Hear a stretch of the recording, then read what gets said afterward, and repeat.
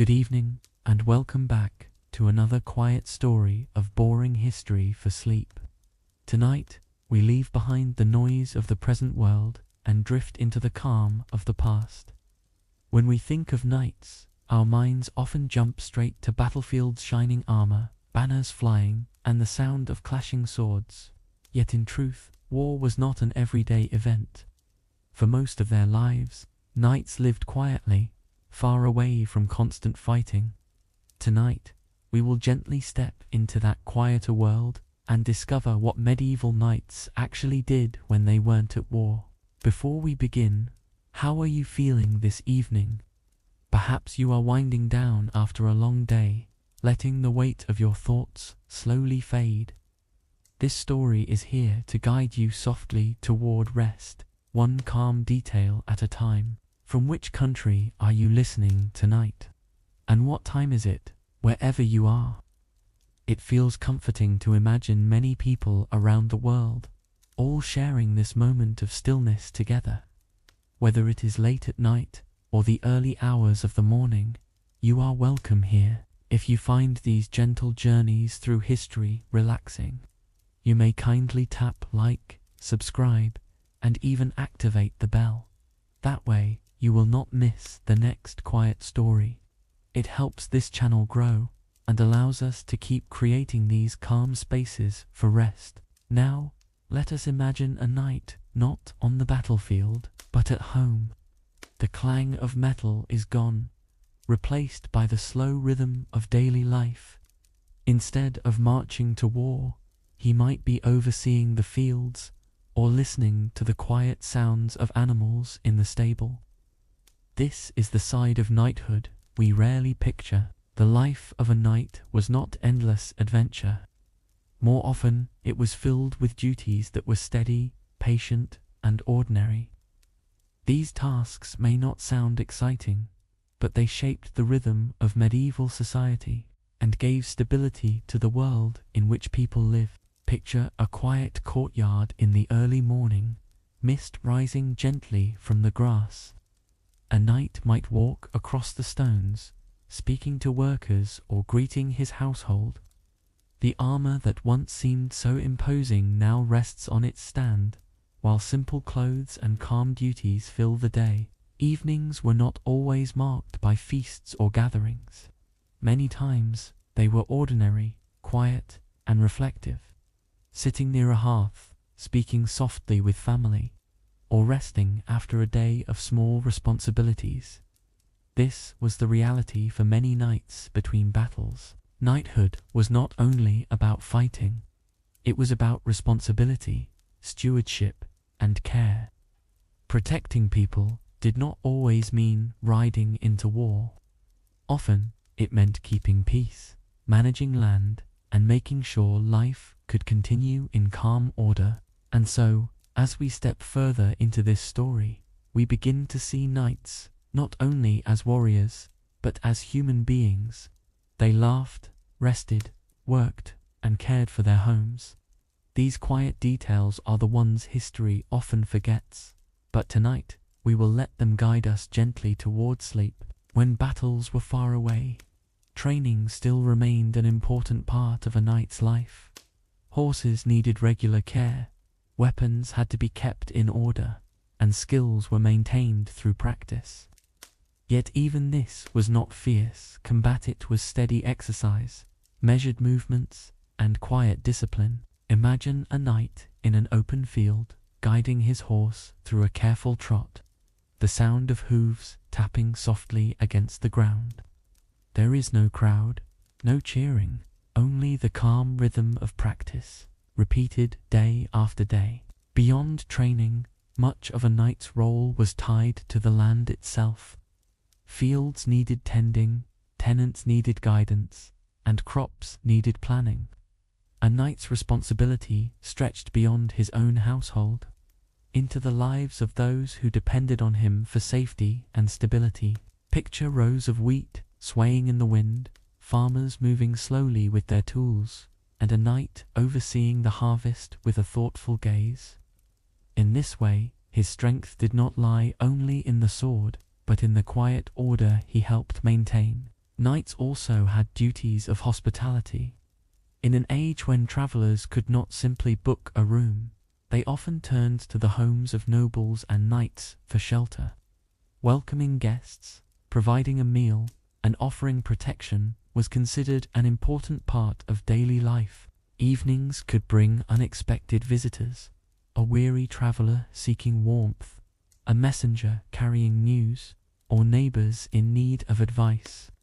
These moments of hospitality reminded knights that their halls were not just fortresses, but places of care and refuge. Faith, too, shaped their days. Time spent in reflection, prayer, and support of their local community gave balance to the life of duty and service. These quiet acts grounded them, reminding them that strength and responsibility were not theirs alone, but part of a greater trust placed upon them. There were also moments of learning. Some knights took interest in reading, listening to poetry, or hearing stories of history. Words carried across the hall by candlelight could be as powerful as any weapon, guiding thought and shaping character. And of course, family life played its part. Teaching children, guiding households, and building bonds filled the hours between duties. In those moments, the image of the armored warrior faded, replaced by the simple roles of father, husband, or relative. So, when we think of knights, let us remember not only the clamor of battlefields, but also these gentler scenes, the quiet fields, the warm hearth, the voices of family, and the calm weight of responsibility. In these details, we find not only history, but also a story soft enough to carry us gently into sleep. Knights were remembered as warriors, yet the battlefield was not where they spent most of their time. More often, they lived in long stretches of peace, where war was distant and days unfolded quietly. Still, their duty required them to be ready for the moment a call to arms might come. That readiness did not appear overnight. It was built slowly, carefully, through training. Training for a knight was not only about strength, but about discipline, patience, and the steady repetition of skills until they became second nature. It was a rhythm that filled countless mornings and afternoons, carried out in open fields, castle yards, or quiet meadows near their homes. The clang of swords striking in practice, the steady thud of hooves, and the creak of leather straps were sounds of preparation, not of battle. Through this quiet labor, a knight sharpened his abilities, making sure he would never be unprepared, even in the calmest of times. Horses were central to this training. A knight was not truly a knight without his mount, and so horsemanship became as essential as swordsmanship. From the earliest years, boys who would become knights were taught to sit tall in the saddle, to guide their horses with gentle hands, and to ride with balance and control. As they grew, the lessons became more demanding. Horses were guided through sudden turns, quick charges, and careful pacing, exercises meant to build trust between rider and steed. These animals were not simply tools of war, but companions whose loyalty and training often determined the success of their master. A knight learned to sense the smallest movement of his horse, to feel the shift of muscles beneath the saddle, and to respond without hesitation. Day after day, this bond was reinforced in quiet sessions that looked nothing like battle, yet laid the foundation for survival when battle eventually arrived. Weapons practice formed another crucial part of training, though it was far from the dramatic duels we might imagine. A knight did not spend every day clashing in real combat. Instead, he rehearsed carefully, moving through repeated drills designed to perfect technique. Swords were raised and lowered, thrust forward and drawn back, again and again. Blows were exchanged not to win, but to practice form, to learn the correct angle, the right distance, and the precise control needed to wield heavy steel with efficiency.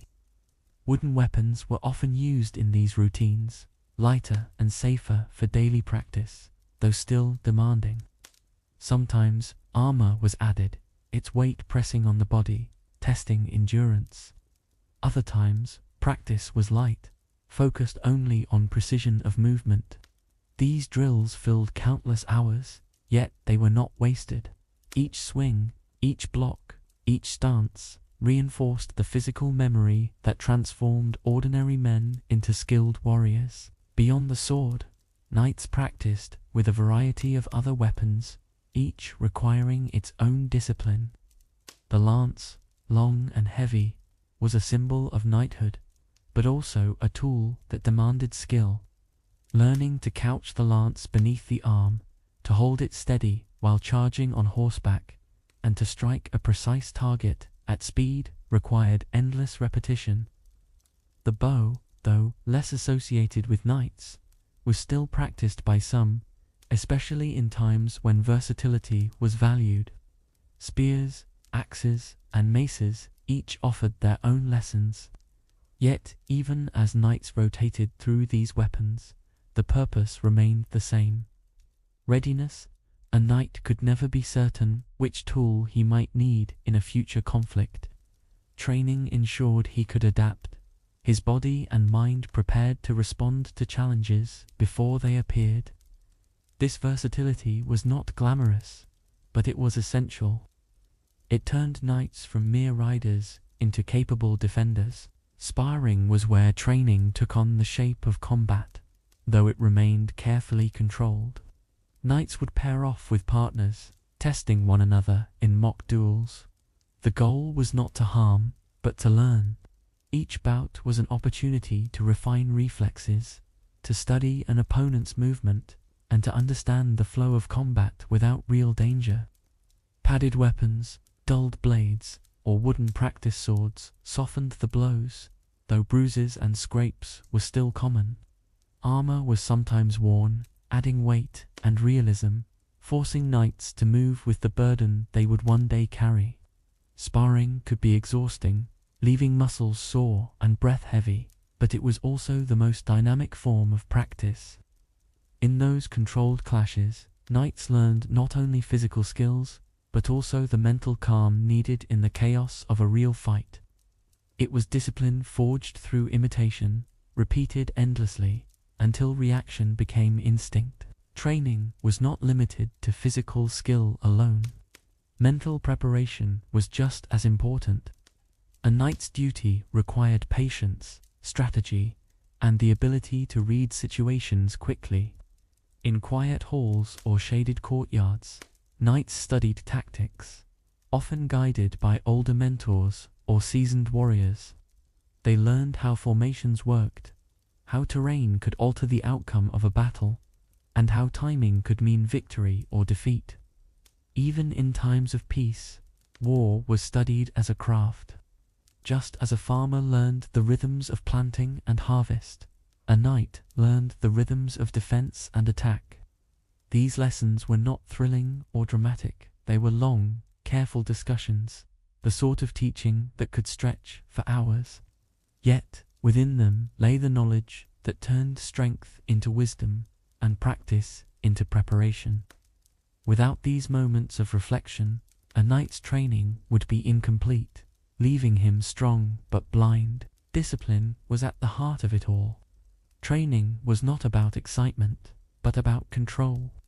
Every repetition, every drill, every slow march across the yard was a test of patience. A knight had to learn to obey commands, to move as part of a unit, to set aside his own will when following the order of a lord or commander.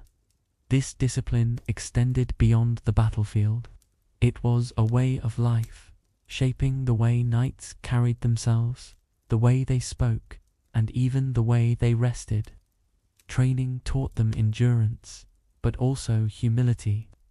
No matter how skilled a knight became, there was always more to learn, more to refine, more to master. The pursuit of perfection was endless, stretching across a lifetime. In this way, training was not a phase of youth, but a constant companion, present from the first lessons of boyhood until the final years of service. Even the body required training outside of combat drills. Strength had to be built, but so too did flexibility and stamina. Running, climbing, lifting, and even swimming were practiced in some regions. These exercises were not glamorous, but they kept the body prepared for long campaigns, where fatigue could be just as dangerous as an enemy's blade. Simple routines, repeated day after day, built the endurance needed to ride for hours, to march in armor, or to hold a weapon steady through long battles. Meals were taken with care, rest was valued, and health was guarded as best as possible. A knight who neglected his body would not remain a knight for long. Thus, even in times of peace, knights lived in cycles of physical maintenance, caring for themselves as carefully as they cared for their armor or their horses. The environment itself often shaped training. A knight who lived near forests might practice moving quietly through dense trees, while one near mountains learned to ride across steep paths. Rivers taught lessons of crossing and coordination, while open plains encouraged speed and endurance. Training was never once was all. It adapted to the land, just as knights had to adapt to the challenges they faced. Seasons, too, added variety. Winter brought training in cold and snow, testing resilience, while summer heat tested endurance. By practicing in all conditions, knights ensured that no campaign, no matter how harsh, would find them unprepared. Nature itself became part of the training ground, shaping skills in ways no formal drill could. In the end, training was not a season of life, but the foundation of knighthood. It was the steady heartbeat beneath the armor, the unseen labor that gave meaning to the shining image of the knight on horseback. Without those endless hours of practice on the field, in the yard, on horseback, and in study, the figure we imagine as noble and skilled would never have existed. Training was what transformed ordinary men into protectors, capable of defending homes, lands, and lives. It was not glorious, it was not dramatic, but it was essential. And in its steady rhythm, repeated across centuries, it quietly defined what it meant to live as a knight. Knights were not trained in isolation. Many young squires, the boys in service to knights, joined them during practice. These squires carried weapons, prepared horses, and watched every drill closely. It was through service that they slowly absorbed the routines of knighthood, imitating movements, learning discipline, and discovering the patience required to master the craft. A knight, then, was not only a warrior in training, but also a teacher, guiding the next generation through example. The sight of older knights instructing younger ones became a rhythm of medieval life, a cycle repeating itself year after year, passing on traditions that were as old as the order of knighthood itself. Training was thus both personal and communal, not just about one man's skill, but about shaping the very fabric of the society he was meant to protect. Tournaments offered another space for training, though they were more structured and public. Contrary to popular imagination, not every tournament was wild or dangerous. Many were carefully organized, with rules that limited harm and focused on practice. They provided knights with opportunities to test their skills against opponents, to ride in formation, and to display the endurance they had cultivated in daily drills. While such events could still be risky, they were less about glory and more about sharpening ability in a controlled setting. Crowds sometimes gathered, adding a sense of spectacle, but at their core, tournaments were a continuation of training, a larger stage where skills learned in quiet fields were put into practice before many eyes. It was training elevated, still bound by discipline, but shaped into something that prepared knights for the uncertainties of real battle. Weapons and horses might be the most visible aspects of a knight's training, but just as important was the cultivation of focus. A knight could not afford distraction when his life depended on calm precision. To build this mental strength, training required concentration for long stretches of time. Hours of repeated drills tested not only muscles, but the ability to remain steady through boredom and fatigue. Learning to ride a horse for half a day, holding a weapon in perfect form until the arm ached, or repeating a strike until it became automatic. These were not glamorous, but they were vital. Over time, they forged the quiet kind of strength that did not shout, but endured. This inner focus allowed knights to remain composed in situations where others might panic. Turning training into more than skill, it became a way of thinking, of living, of carrying oneself through challenges great and small. Knights also trained together in groups, forming units that could move as one. Practicing as a company meant learning coordination, timing, and trust in fellow warriors.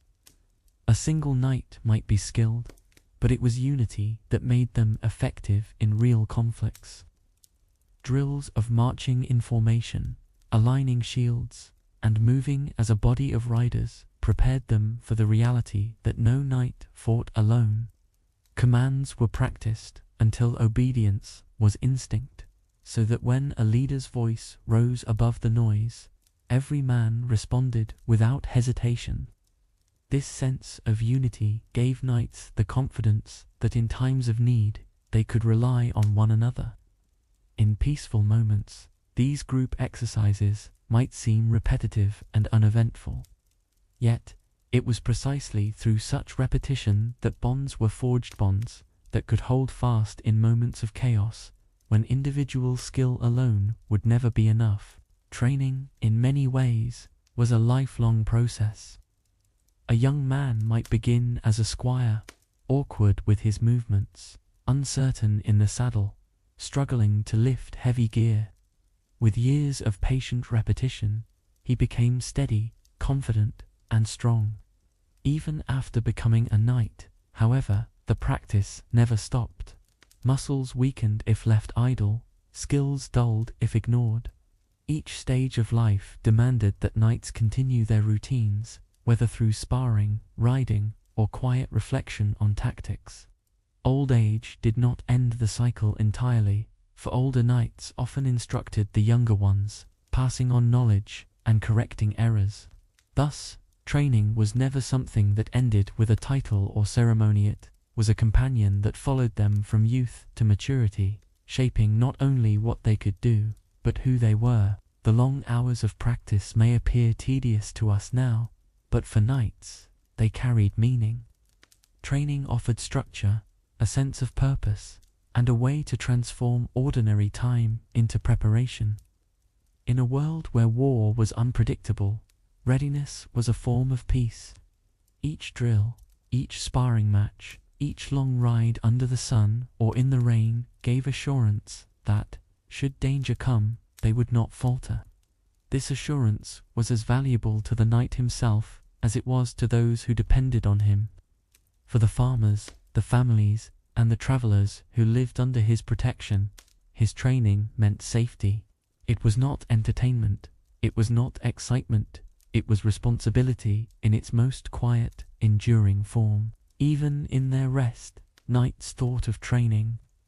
To repair armor, sharpen weapons, or check the condition of a horse was to ensure that preparation was never wasted. The tools of a knight's life were always ready, cared for with diligence.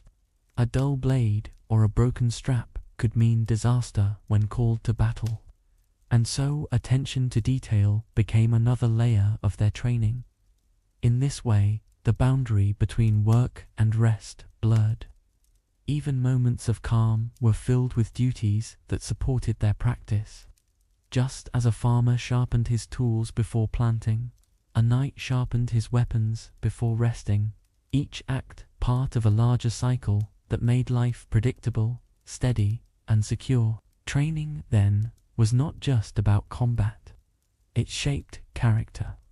It taught patience, respect for routine, and humility in the face of endless practice. A knight could not become skilled in a single day or even a single year. It was through long seasons of repetition, often without reward or recognition, that he became who he was meant to be. In this sense, training revealed a truth that extended beyond knighthood. Strength is not the product of sudden effort, but of quiet persistence, carried through time. This lesson, lived out by knights in their yards and fields, continues to echo quietly across history, reminding us that preparation is as noble as action itself. And so, as we leave this part of the story, we see knights not in moments of victory, but in the steady labor that prepared them for challenges. Their training grounds were places of repetition and calm discipline, filled with the sound of hooves, the clatter of wood against wood, and the patient guidance of mentors. These sounds, far gentler than the clash of real battle, shaped the world of knighthood in ways more lasting than war ever could. If you have found peace in this journey through history tonight, you may gently subscribe to this channel so you can rest with more quiet stories in the future. In our next video, we will explore another world entirely, stepping inside the calm walls of the past to ask, what was it like to live in a Roman villa? Until then, may your night be restful and your dreams soft.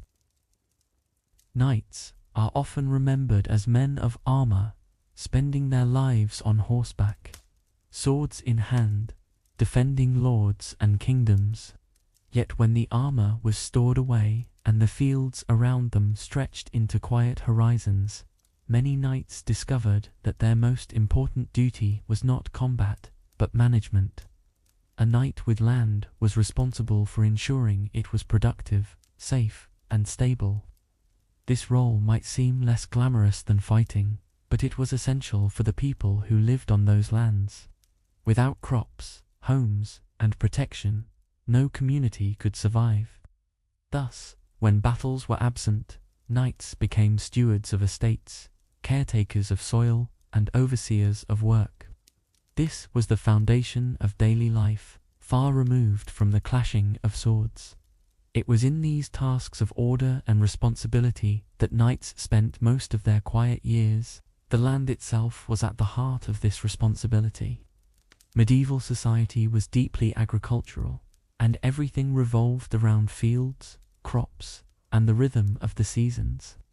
A knight who held estates had to watch carefully. Were the fields ploughed at the right time? Were seeds planted properly? Were harvests brought in before storms could damage them? These questions mattered as much as any strategy of war. A poor harvest could bring hunger to hundreds, while a good harvest meant stability and peace.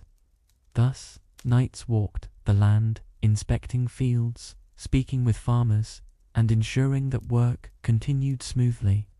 The soil became their battlefield, and the tools of farming were the weapons that secured survival. Overseeing labor was another crucial duty. A knight did not farm the land himself, but he was responsible for those who did. Farmers, tenants, and workers looked to him for leadership and fairness. Collecting rents or dues was part of his responsibility, but so too was ensuring that workers were treated properly, that disputes were settled, and that order remained. Life in the countryside depended on this balance. Too much pressure could cause unrest, while too little oversight could bring disorder. A knight learned to manage people as carefully as he once managed weapons, guiding the daily rhythm of farming life without letting it fall into chaos. This task was often quiet, patient, and filled with small decisions that shaped the well-being of entire communities. The estate itself was more than farmland. It included the manor house or castle, barns, stables, mills, and sometimes even small villages. Each building required care, repair, and supervision. Roofs had to be mended, walls inspected, and storage checked to ensure that food supplies were safe from pests or damp. Mills, in particular, were vital as they ground grain into flour for bread, the staple of medieval diets. Managing such resources required constant attention, and a knight often appointed trusted stewards to assist him. Yet, even with help, he remained the figure at the center, responsible for making sure every part of the estate served its purpose. These daily tasks might seem dull, but they were what kept medieval life steady. Beyond the physical labor, managing land also meant navigating obligations to higher lords or kings. Knights who held estates were part of a larger system, owing service or taxes in exchange for their lands. These obligations could take many forms, sending a portion of crops, providing men for work, or reporting on local affairs. The knight's estate was therefore both independent and connected, a small world of its own, yet tied into the larger order of medieval society. Balancing these duties required careful planning, ensuring that enough was set aside for both the local community and for those above him. Failing in these responsibilities could bring consequences far more serious than poor harvests. Seasons shaped everything in this quiet world of management. Spring demanded planting, summer called for care of growing crops, autumn brought the rush of harvest, and winter forced people to survive on stored food. Each season carried its own challenges, and a knight had to be aware of them. Drought, heavy rains, or harsh winters could undo an entire year's work. Thus, the knight's attention to land was not constant out of choice, but out of necessity. To neglect the rhythms of the earth was to risk disaster, not just for himself, but for everyone who lived under his care. Watching the skies, listening to farmers, and planning ahead became acts of vigilance as vital as sharpening a sword. At times, disputes arose over land boundaries, grazing rights, or water use. As the landholder, a knight was often called to resolve these issues. His role was not only to enforce rules, but to ensure fairness, so that peace remained among neighbors. These small conflicts rarely entered the history books, but they shaped daily life more than distant wars. A knight who could resolve them with wisdom kept his lands stable and his people loyal. In this way, justice was another part of estate management. It required patience, listening, and the ability to balance different needs without letting anger or greed take control. These quiet judgments, made in courtyards or under trees, were as important as any decision made on the battlefield. Food supplies were another responsibility. Grain, vegetables, fruits, and livestock all needed careful oversight. The knights had to ensure that barns were stocked, that animals were fed and healthy, and that reserves were kept for lean times. Famine was a constant threat in the medieval world, and managing resources wisely could mean the difference between survival and despair. Livestock in particular required attention. Horses, cows, sheep, and chickens all played roles in sustaining the estate. Each needed shelter and care, tasks often carried out by workers but overseen by the knight's household. In this way, the knight's responsibility extended beyond people to the animals and food systems that kept his land alive. Hospitality also tied into estate life. Guests, travelers, or even passing lords might need lodging or meals, and it was expected that a knight provide them. This meant keeping kitchens stocked, halls ready, and supplies available for unexpected visitors. Hospitality was not simply a courtesy. It was a duty. Refusing it could bring shame, while fulfilling it strengthened alliances and respect. Thus, estate management always included a degree of preparation for the unknown. A well-run estate was not only self-sufficient, but generous enough to support others when needed. In this way, hospitality became part of the knight's reputation.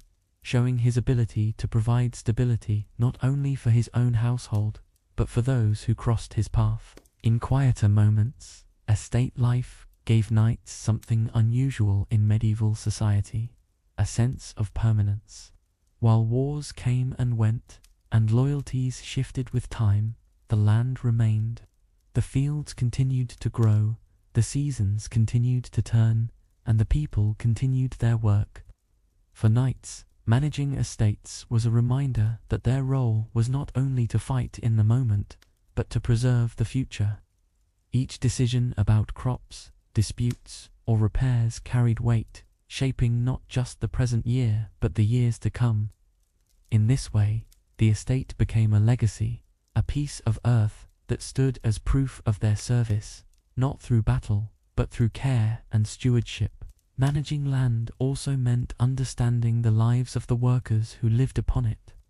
The knight could not ignore their concerns, for their labor sustained the estate. Each household contributed to the community in different ways. Some tended fields. Others cared for animals, while others provided skilled work, such as carpentry or milling. The knight had to oversee all of this with a sense of balance, ensuring that duties were fairly shared, and that each family had enough to survive. This management was not distant or detached. It often required walking among the people, listening to their struggles, and responding with practical solutions. In this way, the knight's estate became more than just a property. It was a living network of lives, each one connected, each one relying upon the stability he provided. Taxes and dues were another reality of estate life. Farmers and tenants might pay in coin when possible, but more often they offered portions of their harvest, livestock, or labor. This system, while demanding, was the backbone of medieval society. The knight collected these contributions not simply for his own use, but also to meet obligations to higher lords or kings.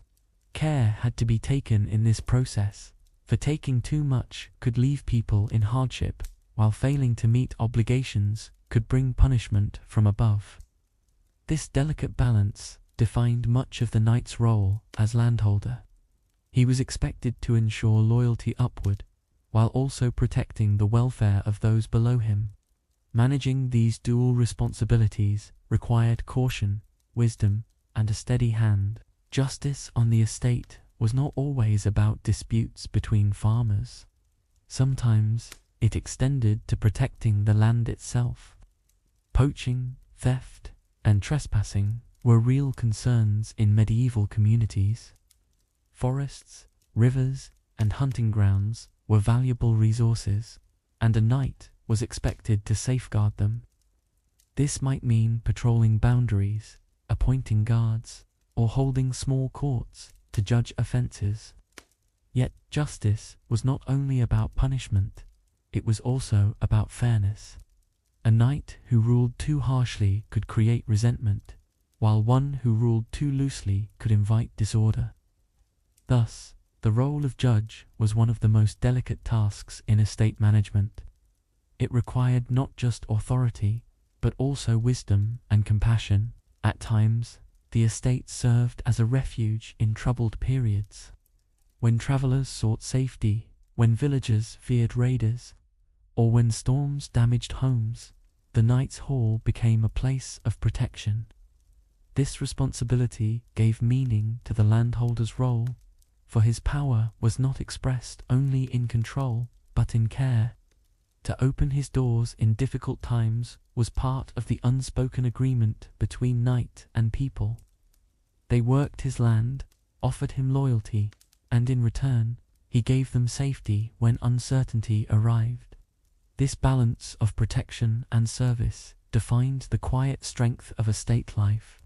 It showed that knighthood, at its core, was about more than fighting. It was about sustaining communities through times both calm and troubled. The natural environment was also a constant concern. Knights had to consider forests for timber, rivers for water and fishing, and pastures for animals. Using these resources wisely determined whether the estate flourished or struggled. Overuse could harm the land for years, while careful planning could preserve it for future generations. This required not only practical knowledge, but also long-term thinking. A knight who managed resources well was remembered with respect, for he ensured that the land could continue to support life. In this way, estate management was not simply about the present moment, it was an act of stewardship, where each decision left an imprint upon the earth itself. Festivals and gatherings were also part of estate life.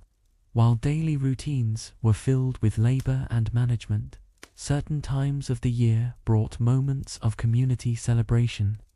These events required preparation. Food had to be stored, halls readied, and guests welcomed. Though simple compared to modern standards, they offered relief from the cycle of work and gave people time to rest. For the knight, they were opportunities to strengthen bonds, to remind his people that life held moments of joy as well as duty. By supporting these occasions, he maintained harmony, proving that estate management was not only about labor and order, but also about recognizing the humanity of those under his care. In many cases, knights did not manage all details personally. Trusted stewards, reeves, or bailiffs handled daily tasks, reporting back to their lord. Still, the knight remained accountable for everything that happened on his land. Delegation was a necessity, but ultimate responsibility never left his shoulders. This structure created a system where information flowed upward and decisions moved downward, balancing authority and trust. A well-chosen steward could ensure smooth running of the estate, while a poor choice could create unrest or waste resources. Thus, choosing and guiding these assistants was itself part of the knight's duty, another layer of oversight in the complex web of estate management. Estate life also reflected the knight's reputation. How he managed his lands determined how others saw him. A well-ordered estate, productive and peaceful, showed his strength and ability. A poorly managed one, filled with disputes or famine, damaged his standing in the eyes of both neighbors and higher lords. Knights who neglected their duties risked losing not only crops and loyalty, but also honor. For this reason, estate management was not a background task. It was central to knighthood. It was a measure of character, an everyday test that shaped how history would remember them. Quietly, through the patient work of stewardship, knights built reputations that lasted far longer than the memory of battles. Evenings on the estate often reflected this sense of responsibility. While farmers retired to their cottages, the knight might remain in the hall, reviewing accounts, speaking with stewards, or planning for the next season. The glow of firelight would illuminate parchments filled with tallies of grain, livestock, and dues. These were not moments of glory, but of care. They showed that leadership was not only about boldness in war, but diligence in peace. The stillness of these evenings reveals much about the reality of knighthood: quiet labor, thoughtful planning, and the constant balancing of needs. In the end, managing estates was as vital as any battlefield victory. Without strong stewardship, no land could sustain its people, no knight could maintain loyalty, and no lord could rely on his vassals. The quiet work of estate life, often forgotten by history, was, in truth, the foundation upon which everything else rested. It was the unseen strength behind the shining image of knighthood. And as we look back now, imagining knights not as warriors but as managers, we begin to understand that their legacy was shaped as much by soil and harvests as by swords and armor. Hospitality was not a luxury in the medieval world, it was a necessity. Travel was long, slow, and uncertain, and inns were scarce outside of major towns. For this reason, the homes of knights often became waypoints for those passing through. To welcome guests was not simply a matter of kindness, but a recognized duty. A knight's reputation, both among neighbors and lords, depended on his ability to open his doors, to offer food, and to provide shelter. This tradition turned halls and manor houses into resting places where the weary traveler could exchange the dangers of the road for the safety of a warm hearth. In this quiet responsibility, knights revealed another side of their role, not fighters, but hosts. Guests who arrived at a knight's hall could vary widely. Some were travelers caught by nightfall, seeking little more than bread and a place to sleep. Others were merchants carrying goods, whose presence brought news and novelty. Occasionally, lords or messengers might appear, requiring more formal treatment. Each visitor carried their own needs, and the knight's household had to be prepared for all of them. Kitchens stocked with stores of grain, salted meat, and cheese ensured that meals could be offered at any time. Beds were not always available for everyone, but straw, pallets, and blankets could provide comfort for those who needed rest. To host well was to show strength and reliability, qualities that stretched far beyond the battlefield. The role of host required preparation long before guests arrived. Servants and workers kept halls clean, fires ready, and supplies in good order. A poorly maintained hall would reflect poorly on the knight himself, suggesting carelessness or weakness. Thus, even in quiet times, the estate lived in readiness. The sound of pots in the kitchen, the careful arrangement of benches in the hall, and the storing of ale and bread were acts of quiet discipline. Hospitality was not improvised, it was planned, and in this planning we see the patience and organization that defined the daily life of knighthood. In many ways, the duty of hospitality mirrored the duty of training.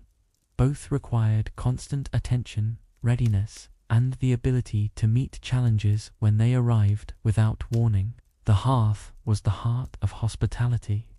For the weary traveler, stepping into a warm hall after hours on cold roads was a moment of relief that could hardly be described. The crackle of fire, the glow of light, and the smell of food being prepared offered comfort as powerful as any bed.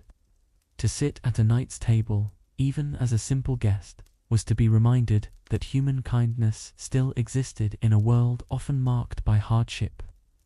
A knight who provided this sense of welcome gave more than warmth or food. He gave peace of mind. This peace carried meaning for both guest and host, for it built trust and strengthened bonds in ways that swords alone never could. Meals shared with guests varied depending on the knight's means and the guest's importance. For simple travelers, a meal of bread, pottage, and cheese might be enough. For lords or distinguished visitors, richer fare could be prepared: roasted meats, fresh fruits when in season, and carefully brewed drinks. Yet, regardless of the scale, the meaning remained the same. The sharing of food was the sharing of safety. A knight's hall became a place where strangers and allies alike could pause, rest, and continue their journey renewed. It was not always extravagant, but it was always symbolic, a sign of stability in a world of uncertainty. Hospitality was not only about food or rest, it was about listening. Guests brought news from distant lands, tales of politics, markets, or even storms that had swept across other villages. A knight who listened gained more than company, he gained knowledge.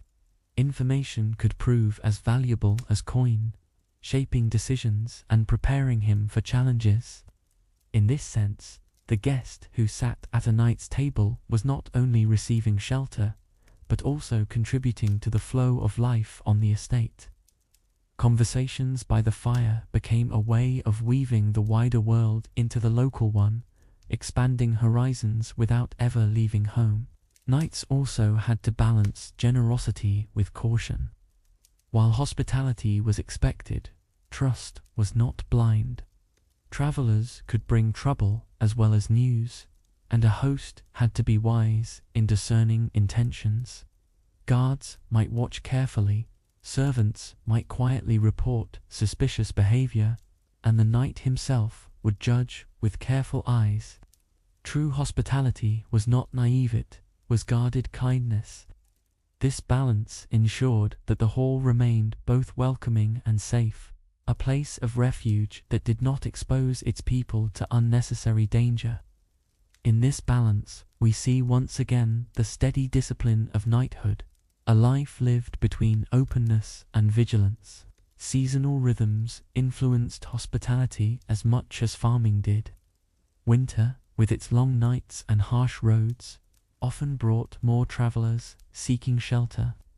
Summer, with its fairs and markets, filled roads with merchants and visitors, leading to fuller halls.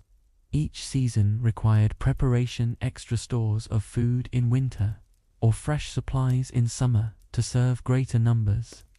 Knights who managed hospitality well demonstrated foresight, ensuring that their households could serve others without strain. This rhythm of guests flowing in and out mirrored the larger rhythm of medieval life itself, always shifting with the turning of seasons. Hospitality also extended to celebrations. Weddings, feasts, or religious gatherings often drew people to a knight's hall. These events transformed ordinary hospitality into occasions of community. To host such gatherings well required organization, but also generosity. Benches filled with neighbors, tables lined with food, and halls ringing with voices showed the knight's ability to bring people together. In these moments, hospitality became more than duty, it became a sign of honor and prestige, binding the community in trust and gratitude. Such events were remembered long after, becoming part of the stories told about a knight's household for years to come. Finally, the duty of hosting was as much about the host's character as about material provision. A knight who welcomed guests with courtesy and calm left an impression of strength. To be generous, yet steady. To be open, yet watchful. To be prepared, yet humble. These qualities defined true hospitality. In this, we see that knighthood was not measured only by the strength of the arm or the sharpness of the sword, but by the quiet grace with which a man opened his hall to others. This grace, lived out night after night, gave meaning to a knight's role as protector and leader, not only in war, but in peace. Hospitality often created lasting bonds. A guest who was received kindly might remember that courtesy for years, carrying stories of generosity to other places. In a society built upon honor and loyalty, these small gestures could have far-reaching effects. A single meal shared, a bed offered on a stormy night, or a kind word spoken by the fire could influence alliances, reputations, and even future friendships. Knights knew this, and though they did not always host for gain, they understood that each act of welcome was also an act of investment in the strength of their name. The hall became not only a shelter, but also a stage upon which trust and loyalty were built. Travelers themselves varied in what they could offer. Some brought gifts in return for kindness, such as a small sack of grain, a jug of wine, or cloth from distant places. Others had no material goods, offering instead songs, stories, or news. A knight's hall might therefore echo with music one evening, or with tales of distant lands the next. These simple contributions enriched the household, weaving small strands of wonder into the rhythm of a state life. In such moments, hospitality became more than duty, it became exchange. Both host and guest left richer than before, one with shelter, the other with knowledge or gratitude. Hospitality also tested the strength of a knight's household. When many guests arrive unexpectedly, the kitchens, storerooms, and servants were put to the test. Bread had to be baked quickly, fires tended constantly, and food stretched to cover all needs. These sudden demands revealed the level of preparation that had been made beforehand. A well-organized hall could rise to the challenge, while a poorly kept one struggled.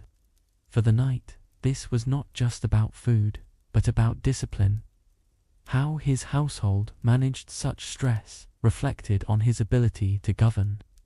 Thus, every unexpected guest became both a challenge and an opportunity to prove stability. For the people who worked in the knight's hall, hospitality was part of daily labor. Servants carried trays, tended fires, and guided guests to their places. Cooks balanced pots over flames, while stable boys cared for the horses of travelers. Though their efforts were often unseen by the guests, they formed the backbone of hospitality. A knight depended on this network of workers, and his reputation as a host rested on their skill and readiness. In this sense, hospitality was never the work of one man. Alone it was a collective effort, shaped by the rhythm of an entire household moving together to care for others. Hospitality was shaped by culture as well as necessity. In medieval times, the duty to host was often spoken of in moral terms. To refuse shelter was to fail in honor. A knight who neglected this duty could gain a reputation for stinginess or even cruelty. Conversely, a knight who was known for generosity could earn respect even from rivals. Stories of great hospitality spread quickly, becoming part of a knight's legacy. These stories were remembered far longer than we might expect, for they showed something rare in a world often filled with hardship: the ability to care for strangers as though they were kin. The physical space of the hall reflected this role. Large open rooms with long tables, benches lined on either side, and a raised platform at one end where the knight and his household sat. All of it was designed to bring people together. Guests, whether high or low, shared the same roof and the same warmth. The hall was not merely a symbol of power, it was a symbol of inclusion, where strangers could be transformed into friends through the simple acts of eating and resting together. The architecture itself supported hospitality, reminding us that medieval life was designed as much around welcome as it was around defense. Not all guests were human. Travelers often arrived with animals, horses, mules, or even livestock carried to market. These creatures required shelter too. Stables, barns, and pens had to be ready, hay stored, and water drawn. Hospitality extended to these animals, for without them, travel was impossible. A guest cared for meant little if his horse starved or froze outside.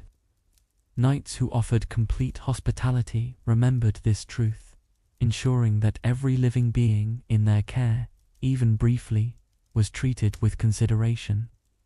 This widened the meaning of hospitality, showing it as a system of care that touched all parts of life. The practice of hospitality also held a spiritual weight. To feed the hungry, to shelter the weary, to offer warmth in cold seasons. These were not merely social customs, but actions that carried moral meaning. For knights, who often lived under the watchful eyes of both lords and their own conscience, hospitality became a reflection of their values. It showed humility in power, reminding them that to serve was as important as to rule. In these acts, knights shaped their own inner discipline, becoming not only stronger in body, but gentler in spirit. Hospitality, then, was as much about shaping character as it was about filling bellies or warming travelers. Even when the guest had gone, the memory of hospitality lingered. Stories told by the fire, the warmth of the hall, and the kindness of the host remained with travelers as they continued their journeys. For the knight, too, these encounters left marks, sometimes as friendships, sometimes as alliances, and sometimes as nothing more than the quiet satisfaction of having fulfilled his duty. These invisible traces formed part of the larger tapestry of medieval life, threads woven not from battles or treaties, but from simple acts of welcome that passed quietly from one day to the next. In the end, hospitality was not a small or occasional duty, it was central to the life of a knight. It turned his hall into more than a fortress, making it a beacon of safety in uncertain times. It shaped his reputation, his household, and his character. And though history often remembers knights for battles and wars, it was in the quiet glow of hearths, the sharing of food, and the protection of travelers that much of their daily life was truly lived. Hospitality was, in its essence, the silent strength of knighthood, softening the sharpness of swords with the warmth of care. Religion was woven into the fabric of medieval life, shaping daily routines as much as the seasons or the land. For knights, it offered not only guidance but structure, reminding them that strength was not their own to claim, but a trust they carried. Time away from battle was often marked by moments of reflection, prayer, and service to their communities. These practices were not dramatic or loud, but quiet, steady habits that filled their days with purpose. In this rhythm of devotion, knights found a balance to the weight of their other duties, grounding themselves in humility while carrying the responsibilities of leadership. The daily life of a knight often included pauses for reflection. At dawn, before the work of training or managing lands began, many would take time to pray or sit in silence, seeking focus for the day ahead. This quiet discipline shaped the way they approached their other tasks, turning duty into an act of service rather than pride. Such practices gave their lives order, a reminder that even in the midst of worldly responsibilities, there was always a higher purpose to consider.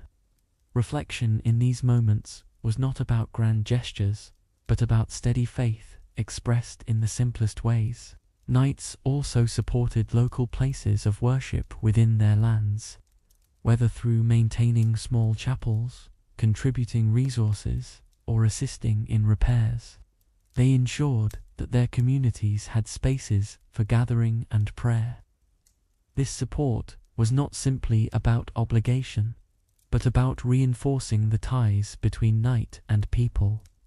By sustaining these spaces, knights demonstrated their role not only as protectors of land, but also as caretakers of community life. A well-kept place of worship was a visible reminder of stability, showing that a knight valued not only strength of arms, but also the spiritual well-being of those under his care. Participation in community gatherings was another aspect of their religious life.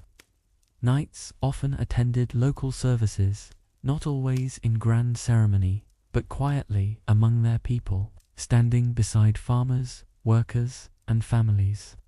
They shared in the same rhythms of devotion, reminding themselves that all were connected by more than social roles. These moments offered a kind of unity that the battlefield never could. Here, the knight was not set apart by armor or title, but joined with others in humility. This shared devotion helped strengthen trust, binding together communities in ways that weapons could not. Charity was also part of the knight's religious responsibility. Supporting the poor, offering food to the hungry, or providing shelter for the weary were seen as necessary duties. These acts carried weight not only in social terms, but also in moral ones. A knight who ignored the needs of those less fortunate risked losing honor, while one who fulfilled them strengthened his place in society. Charity did not always mean large gestures. It could be as simple as ensuring that bread was distributed, or that travelers received care. These acts of kindness, though often quiet, became lasting marks of character, remembered long after battles faded from memory. religious festivals brought additional layers of devotion into a knight's life. Marked by seasons and significant dates, these events often required preparation and participation. Halls might be decorated, special meals prepared, and communities gathered for shared rituals. For knights, these occasions were moments to reaffirm their place in the wider world, to show gratitude, and to connect with their people through shared celebration. Though they required effort, they also offered relief from routine, breaking the monotony of daily labor with reminders of meaning beyond survival.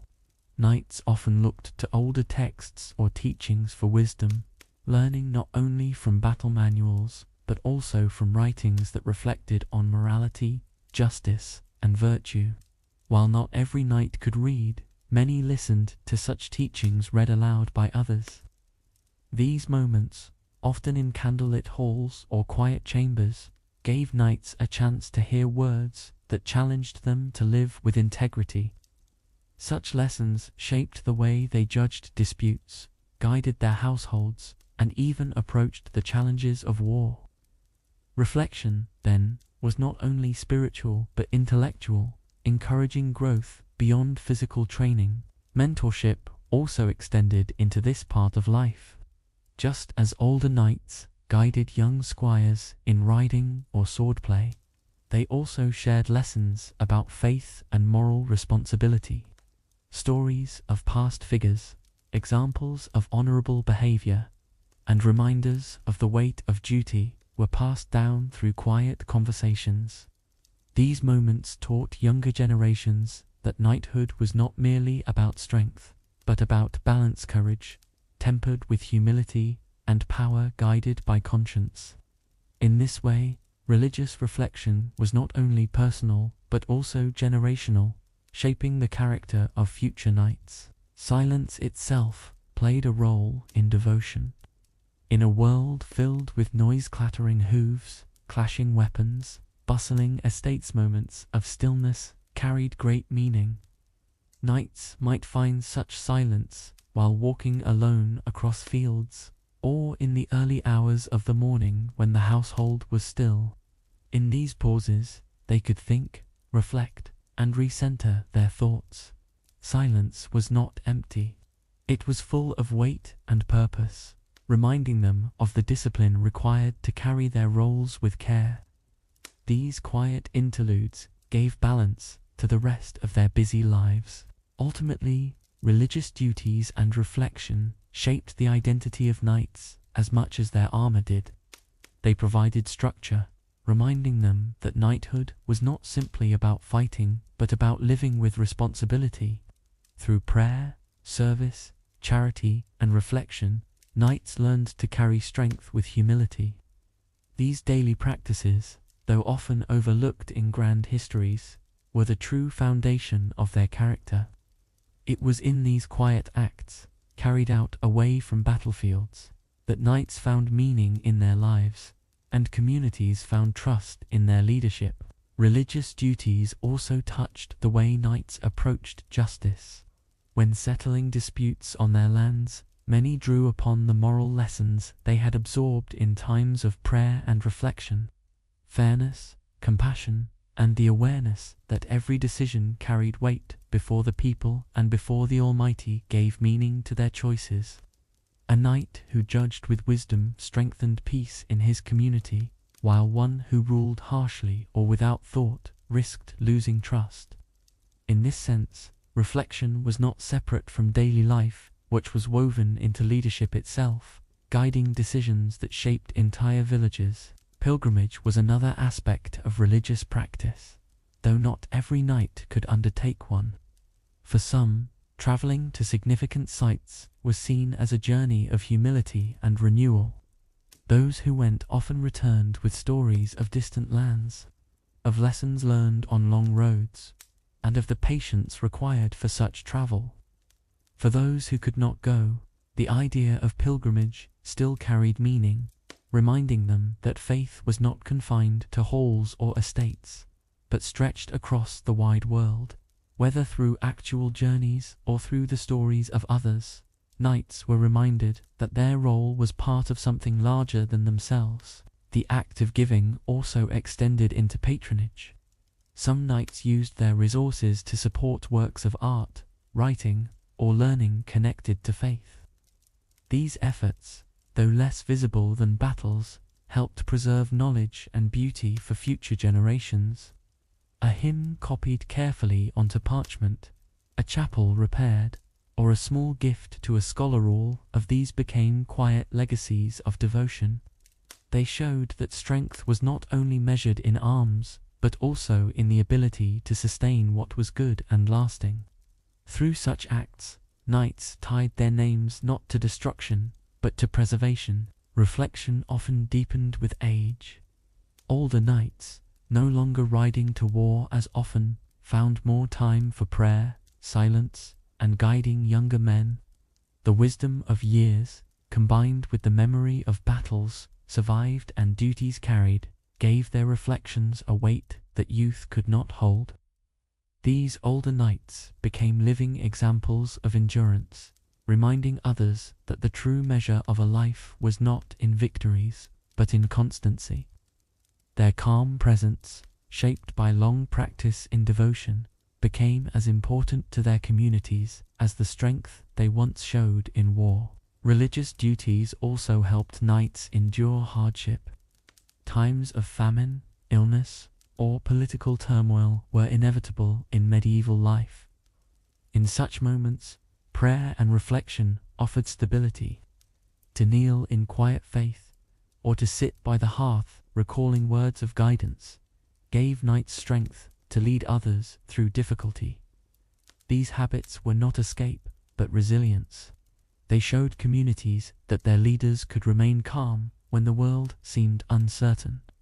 In this way, devotion became a shield not only for the knight, but for all who looked to him for reassurance. Even in the rhythm of training or estate management, reminders of faith appeared. Before rides, before meals, or at the close of a day, small moments of gratitude were offered.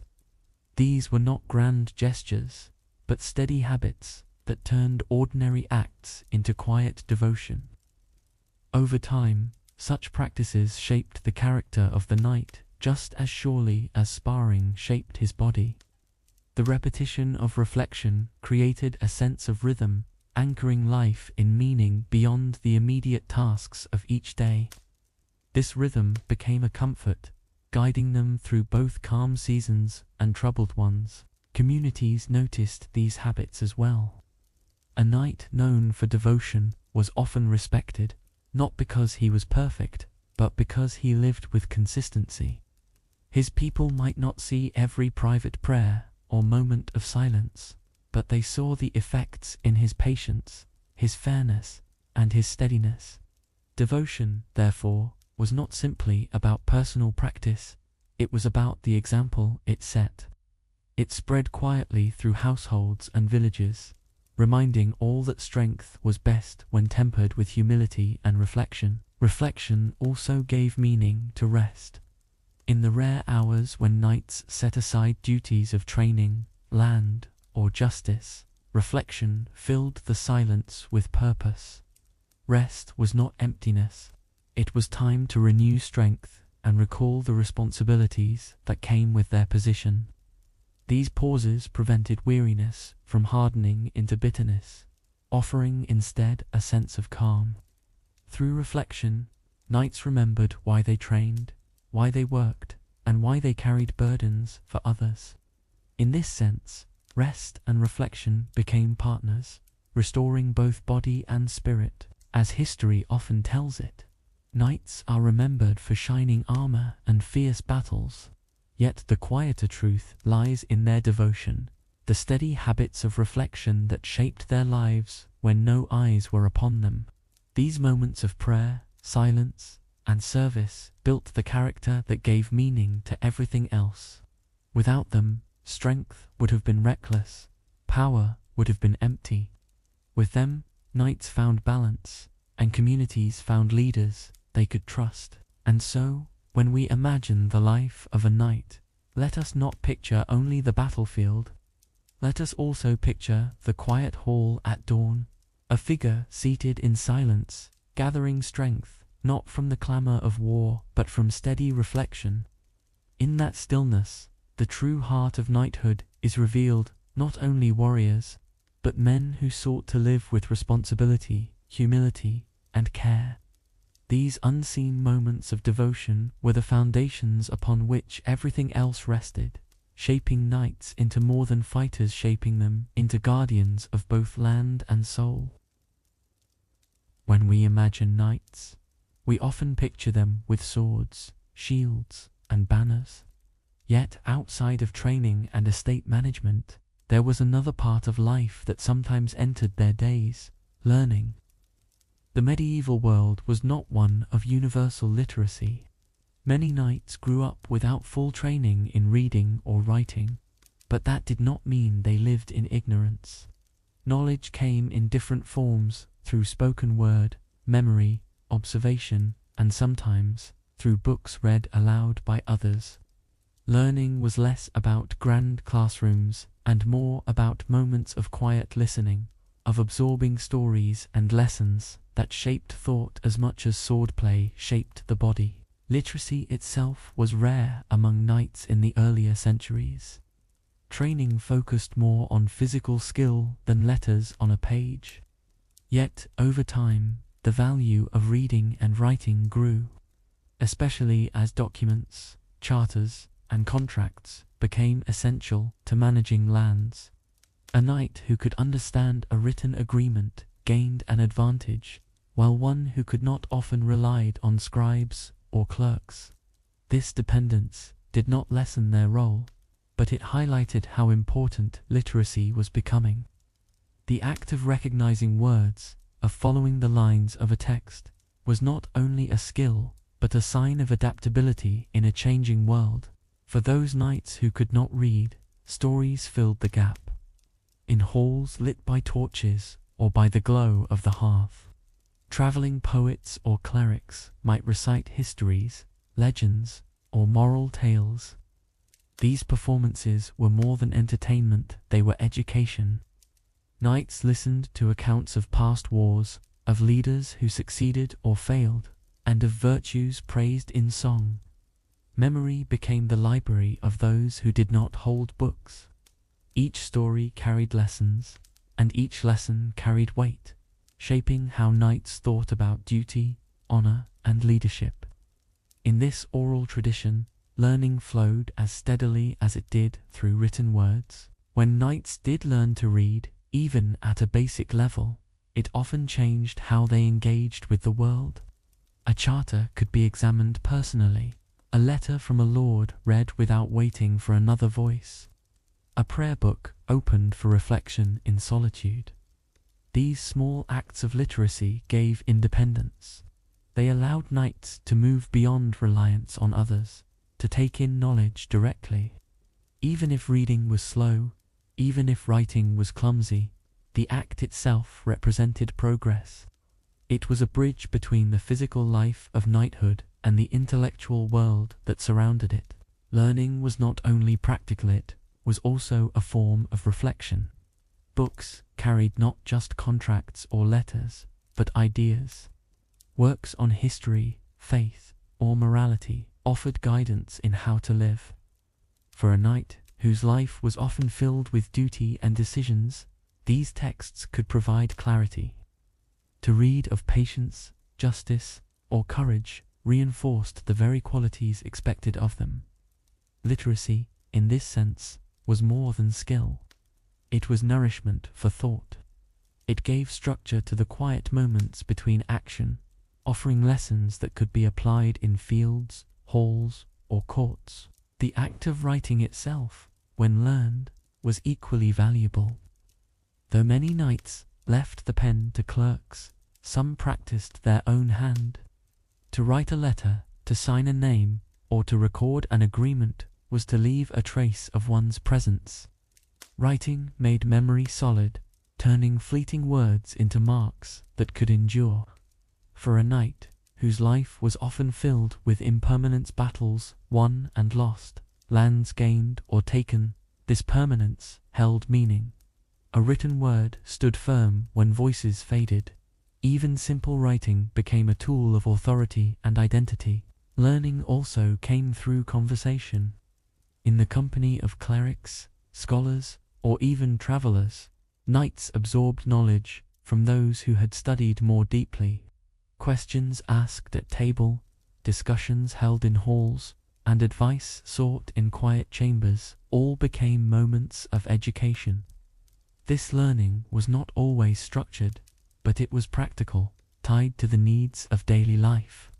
Whether discussing the laws of inheritance, the boundaries of land, or the lessons of scripture, knights engaged in learning whenever they opened themselves to the words of others.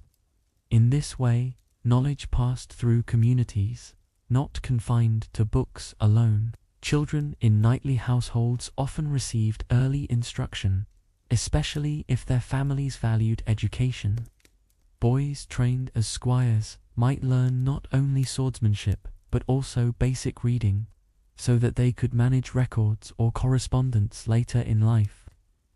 This early exposure planted seeds, ensuring that even if literacy was not advanced, it was at least familiar. For some, these seeds grew into deeper study. For others, they remained tools for practical use. In either case, learning shaped the future of knighthood, preparing young men not only for combat, but for leadership.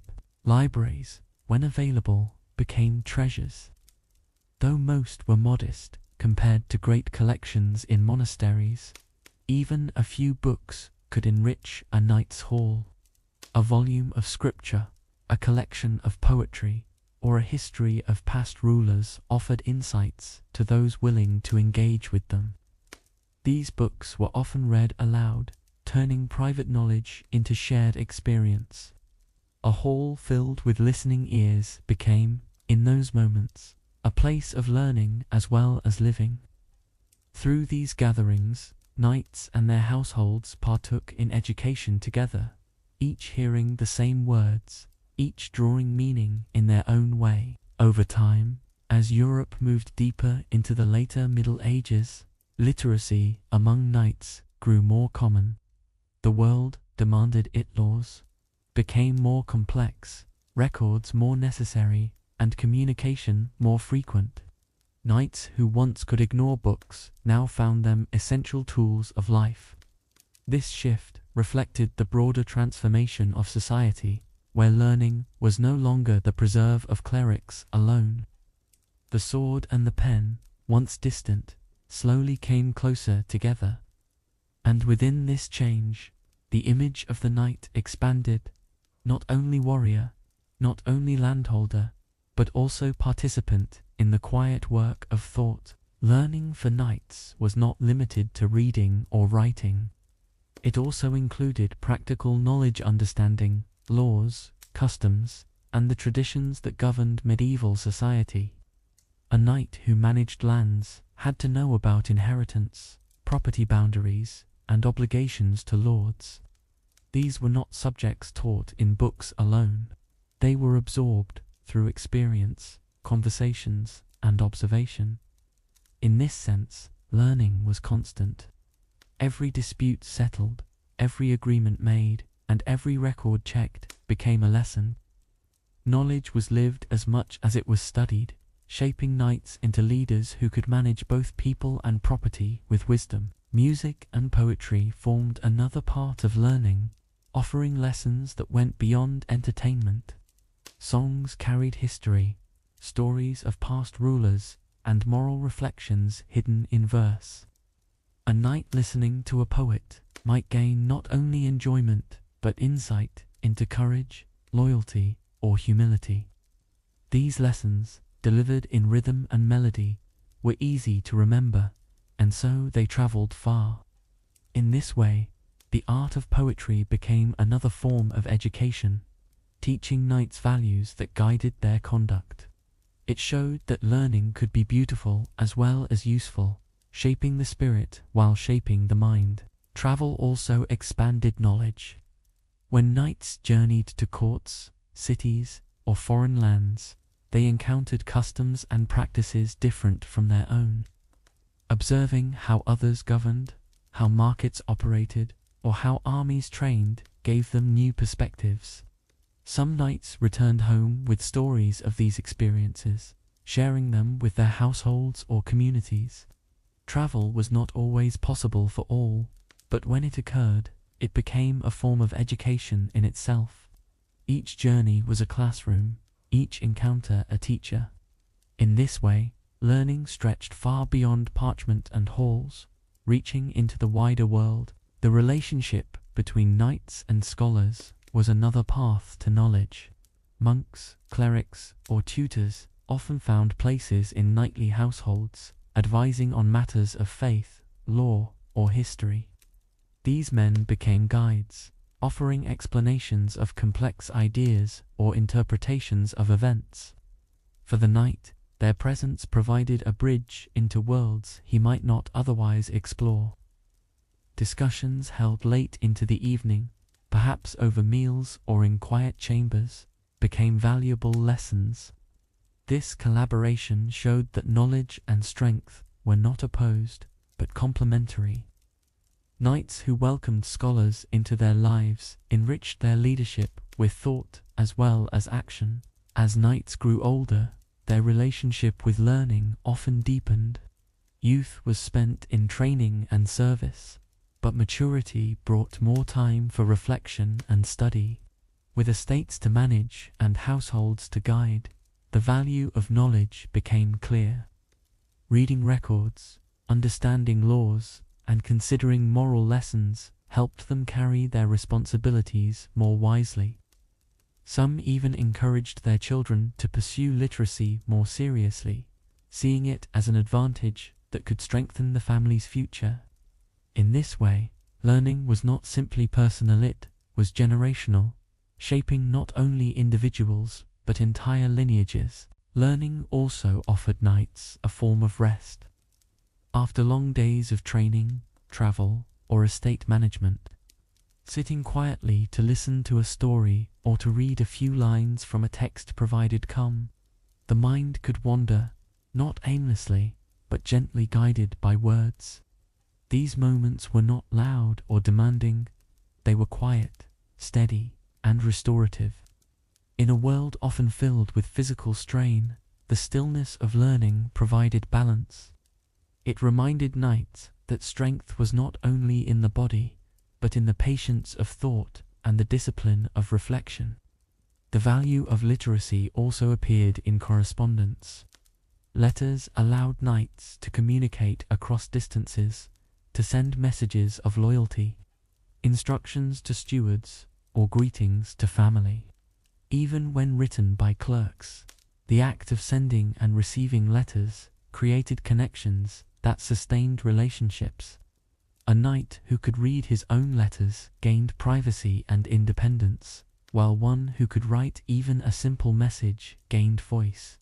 These skills, though small, gave weight to his authority. They showed that words could carry power as surely as weapons, traveling where he could not, and speaking when he was absent. For knights who embraced learning, knowledge became another form of defense. It guarded them against deception, helped them negotiate fairly, and allowed them to see beyond immediate challenges. Wisdom, drawn from stories, discussions, or texts, acted as armor for the mind. It did not gleam like steel, but it endured longer. This protection, invisible yet strong, gave knights resilience, not only in battle but in life. In this way, learning complemented training, giving them balance in both body and mind. The pursuit of learning also shaped culture. As more knights engaged with literacy, halls became places where books were valued, stories treasured, and knowledge preserved. This shift helped spread ideas more widely, slowly transforming society. Though the changes were gradual, they marked a turning point. The knight was no longer seen only as a figure of war, but as part of the world of thought, contributing to the growth of communities in new ways. This evolution showed that even the most martial lives were touched by the quiet power of words. In the end, learning and literacy gave knights something lasting. Battles faded, lands changed hands, and armor rusted with time, but knowledge endured. The words they heard, the lessons they absorbed, and the reflections they carried became part of who they were. This quiet inheritance outlived the noise of conflict, shaping how they were remembered. For while swords protected lives, it was learning that preserved wisdom, and in those gentle moments of listening, reading, and reflecting, knights found not only skill for leadership, but peace for themselves. When knights are remembered in history, their image is often bound to armor, horses, and battles. Yet for most of their lives, the heart of their world was not the battlefield, but the household. Family life shaped them as much as war ever did, surrounding their days with responsibilities that were both ordinary and deeply meaningful.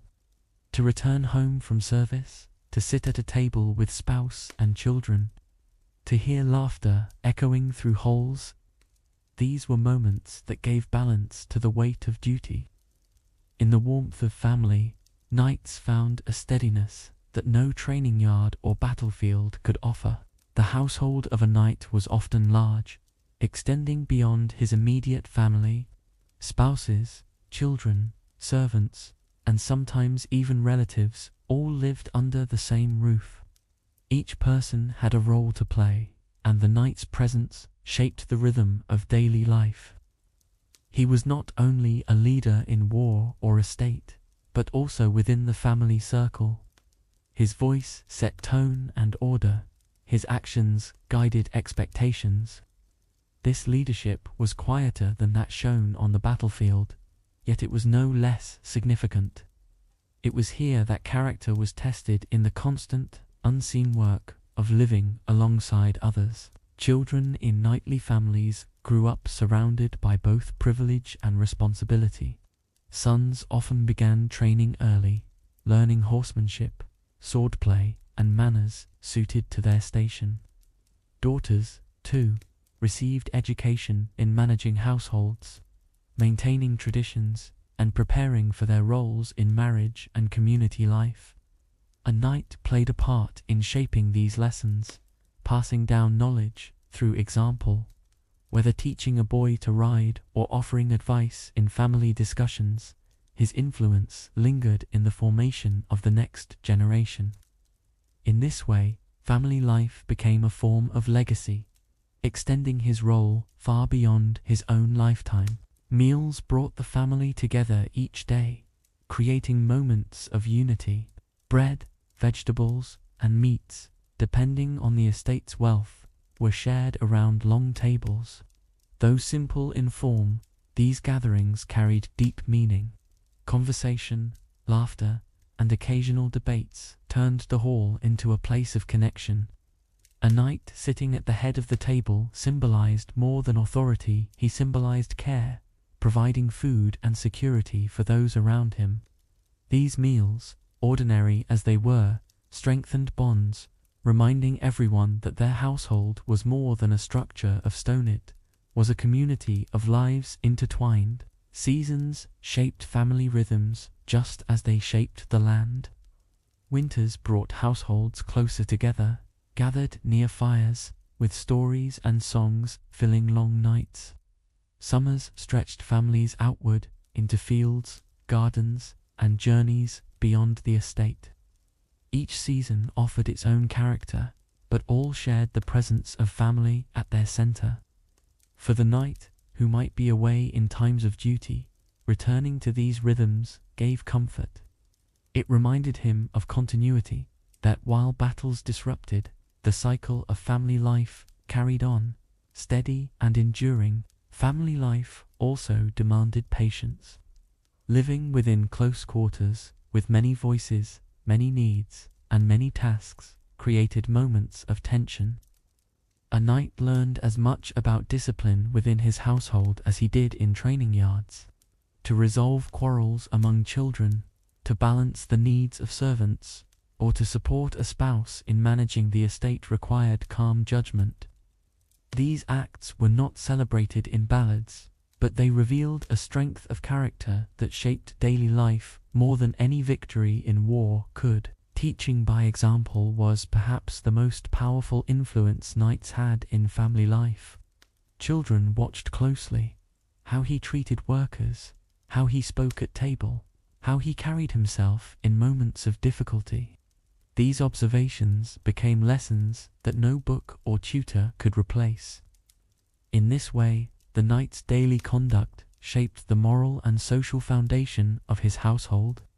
His strength was not only measured in armor, but in the patience and dignity shown within his own walls. Family gatherings extended beyond meals.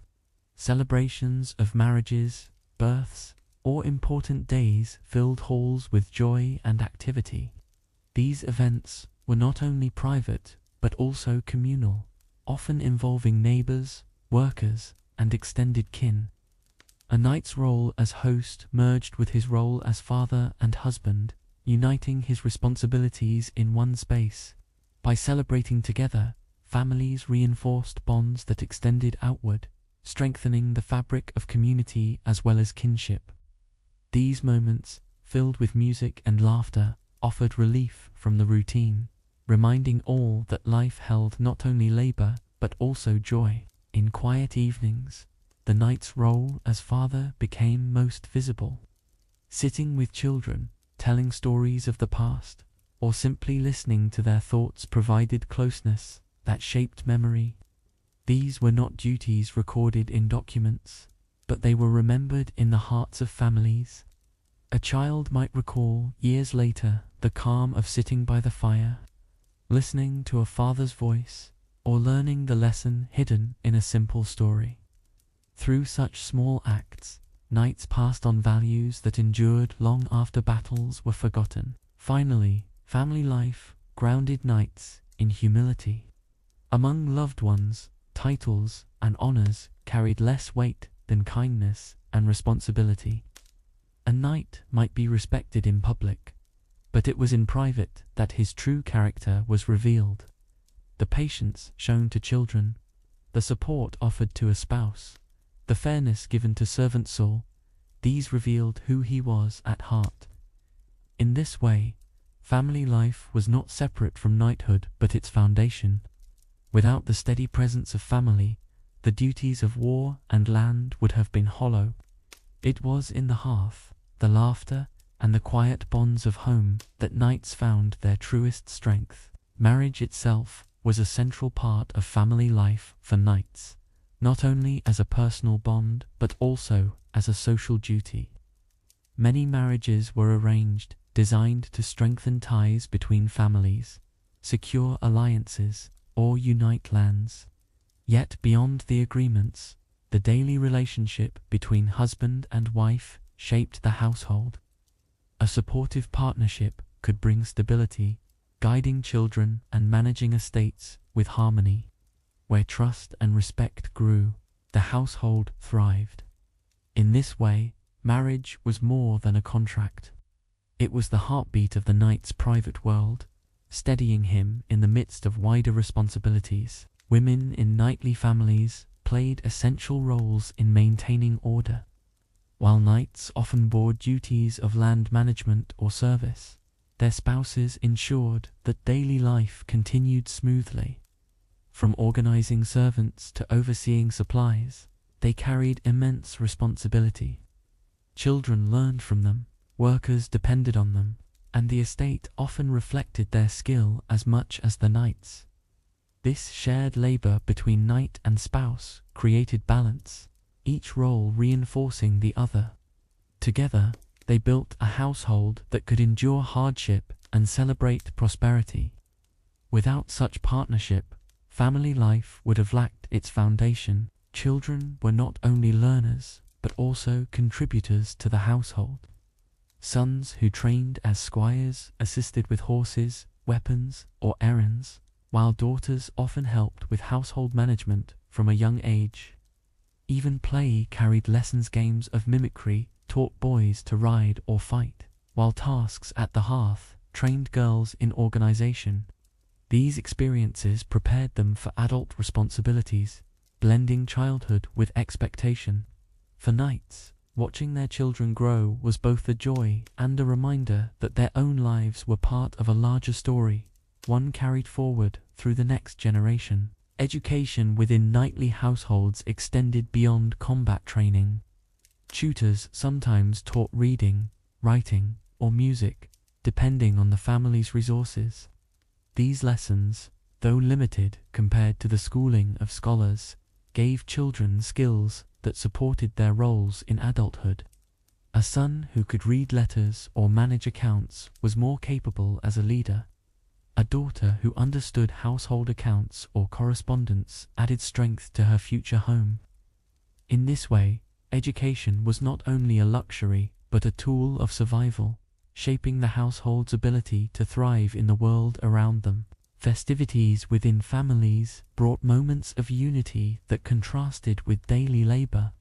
Celebrations of harvest, births, or special days filled halls with warmth. Music played, food was shared, and stories flowed as candles flickered against the walls. These events strengthened the bonds between members, reminding them that life was not only responsibility but also joy.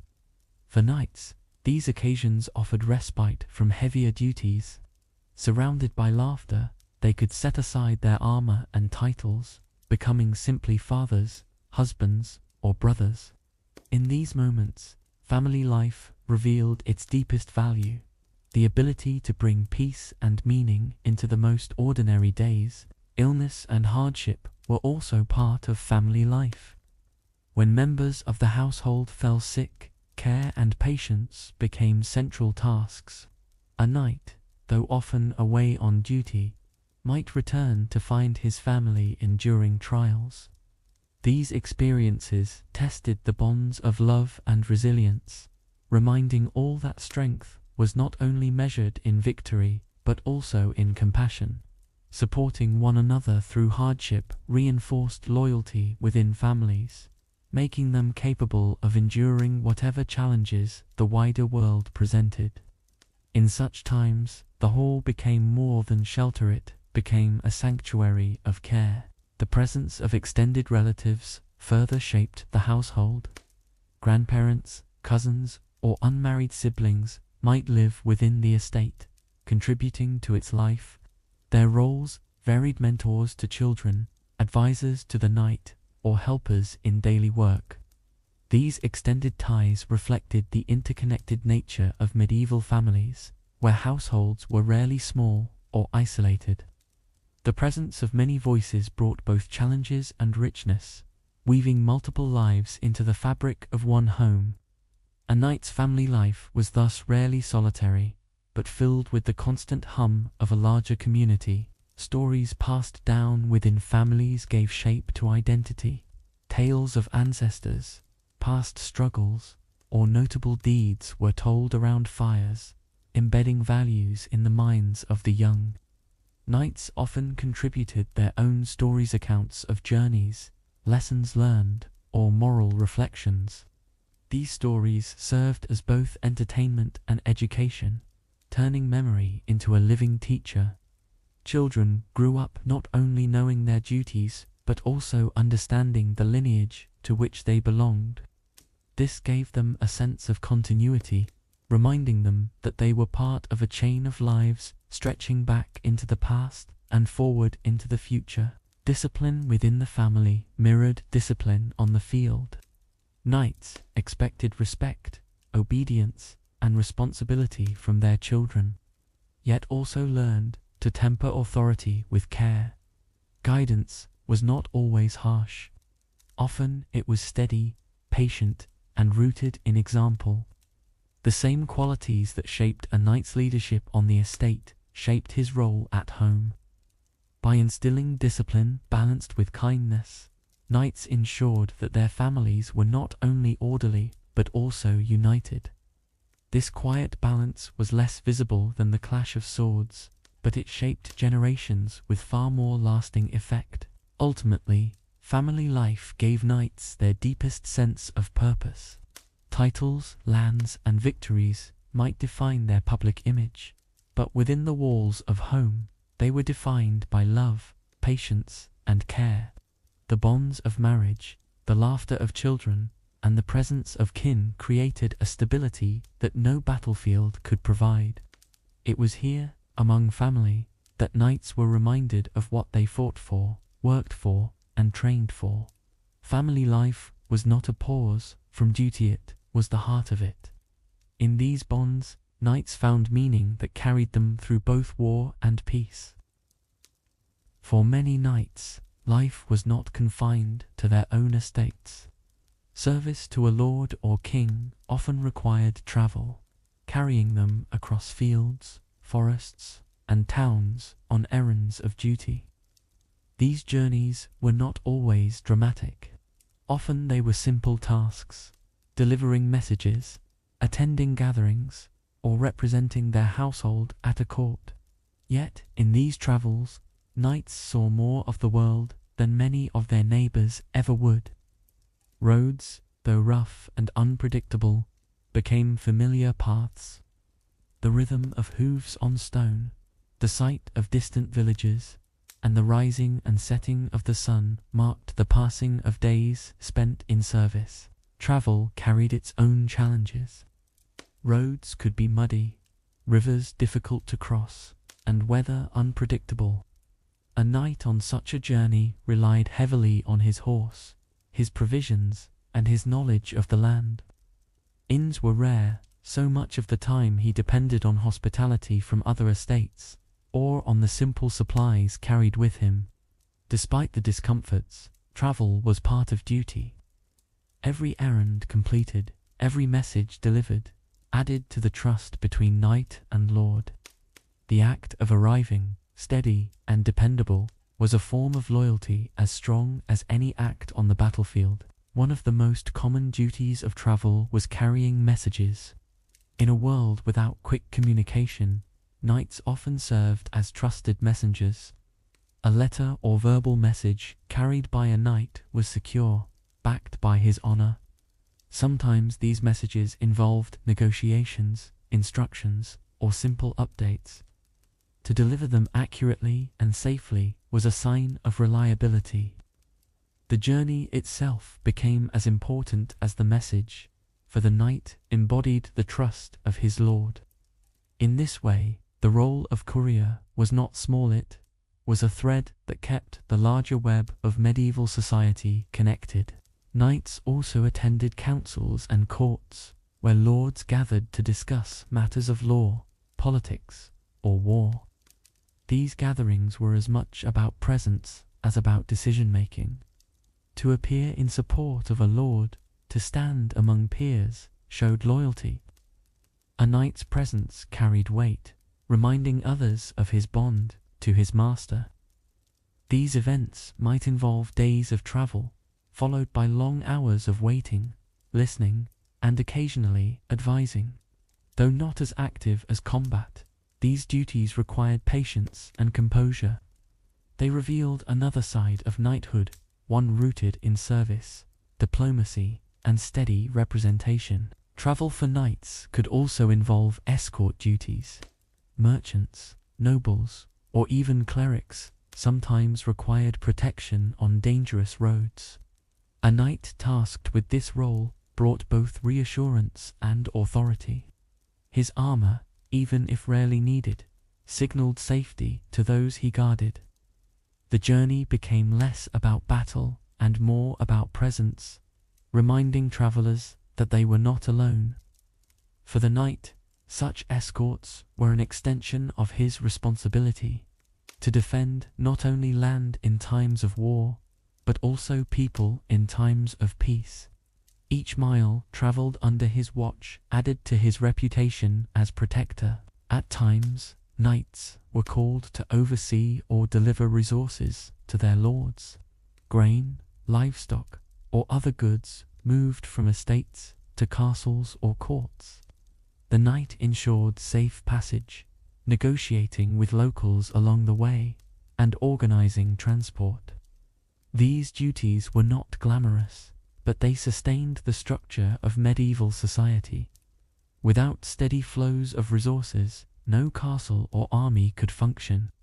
In fulfilling these tasks, knights played a role far larger than themselves, ensuring stability through the careful movement of supplies. Travel, in this way, was not adventure, it was responsibility. The experience of travel exposed knights to different regions and cultures. Passing through markets, hearing new dialects, and seeing varied customs broadened their perspective. They observed how other lords ruled, how different villages thrived, and how landscapes shaped the lives of people. These observations, though sometimes casual, built knowledge that could later be applied at home. Travel, even when tiring, became a form of education, teaching knights lessons that no training yard could provide. The wider world, seen from horseback, became part of their understanding of leadership. Journeys also tested endurance. Days in the saddle left muscles sore, while nights spent in unfamiliar halls or under the open sky challenged comfort. A knight who endured these trials showed resilience. His willingness to travel, despite hardship, reinforced loyalty. Lords depended on such endurance, trusting knights to complete errands regardless of obstacles. In this way, travel was not simply about distance covered, but about character proven. Each journey demonstrated commitment, patience, and the ability to carry out duty steadily. Travel often required company. Knights rarely went alone. Squires, servants, or fellow travelers accompanied them, carrying supplies, tending horses, or sharing conversation on long roads. These companions turned journeys into shared experiences. Bonds were formed in the rhythm of travel, through laughter at campfires, through solving small challenges together. For knights, these moments built trust with those who served them, creating connections that endured long after the journey ended. Travel thus strengthened not only loyalty to lords, but also loyalty within households. And yet, despite the challenges, there were moments of beauty in travel. Dawn over rolling hills, the stillness of forests, or the sight of distant castles offered quiet reflection. For knights whose lives carried constant responsibility, these glimpses of the wider world could be calming.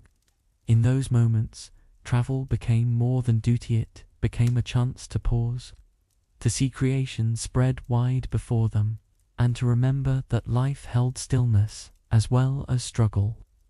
These memories stayed with them, softening the long demands of knighthood with flashes of wonder found along the road.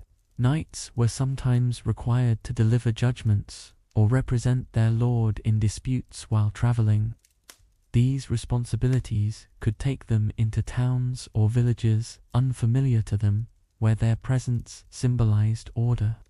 To sit in a hall or open square, to listen to the concerns of strangers, and to offer decisions in their lord's name was an act of trust.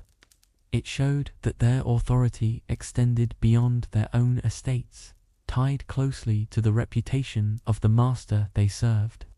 These journeys, though quieter than war, carried weight, for a poorly handled judgment could damage alliances, while a wise one could strengthen loyalty. Ceremonial duties also called knights away from home. Feasts, weddings, or religious gatherings often required their attendance. Travel to such events placed knights in the company of peers, lords, and dignitaries. Here, they represented their households not with swords, but with presence, conversation, and courtesy. The ability to move gracefully in such gatherings was as important as the ability to ride into battle.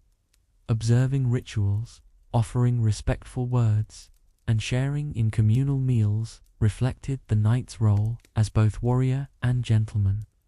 These journeys bound the fabric of noble society together, reinforcing ties that stretched across regions. Longer journeys might accompany military campaigns, though not always to the battlefield. Knights could be tasked with scouting terrain, delivering supplies, or establishing camps ahead of armies. These duties demanded foresight and endurance, often in harsh conditions. To ride for days across unknown lands, to map rivers, or to arrange food for hundreds of men was a form of preparation as vital as combat itself. Even without lifting a sword, these travels tested the knight's resilience. They reminded him that service was not only measured in victory, but in the quiet, unseen efforts that allowed armies to function at all. The unpredictability of travel taught knights flexibility. Plans could be disrupted by storms, swollen rivers, or broken bridges. Bandits or unrest could make roads unsafe. In such moments, the knight had to adapt quickly, choosing alternate routes, negotiating with locals, or calming companions. Each journey was therefore more than movement. It was a test of judgment. These challenges built character, showing that leadership was not confined to halls or battlefields. It was equally proven on muddy tracks, beneath dark skies, and in the steady decisions that kept people and goods moving safely toward their destination. Travel also connected knights with the broader political world. At distant courts, they heard discussions of alliances, conflicts, and treaties. They saw firsthand how lords negotiated, how power shifted, and how reputation shaped decisions. These experiences broadened their understanding, teaching them that knighthood was part of a vast and intricate system. A knight who returned home from such journeys carried more than memories. He carried awareness, knowledge that could help him navigate his own responsibilities. In this way, travel was not only movement through space, but growth in wisdom. The religious duties of travel sometimes included pilgrimages or journeys to sacred sites on behalf of their lords. These trips combined devotion with service, reminding knights that their role extended into spiritual matters as well as earthly ones. To escort a group of pilgrims, to protect relics, or to ensure safe arrival at a holy site was considered honorable work. Such tasks balanced the physical demands of the road with the inner discipline of faith, adding layers of meaning to journeys that might otherwise seem routine. Through them, knights connected the physical act of travel with the deeper reflections of purpose. Knights traveling in service often encountered strangers whose kindness made the road easier. A shared meal at a village hearth, directions offered by a farmer, or safe passage granted through another's land all reinforced the interconnectedness of medieval life. These small acts of assistance reminded knights that duty was not carried out in isolation. Every journey relied on countless unseen contributions, each gesture helping them complete the tasks they bore.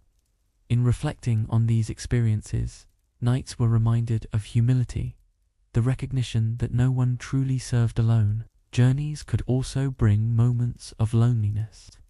Far from family, familiar halls, or the comfort of hearth and bed, knights sometimes spent long nights in silence.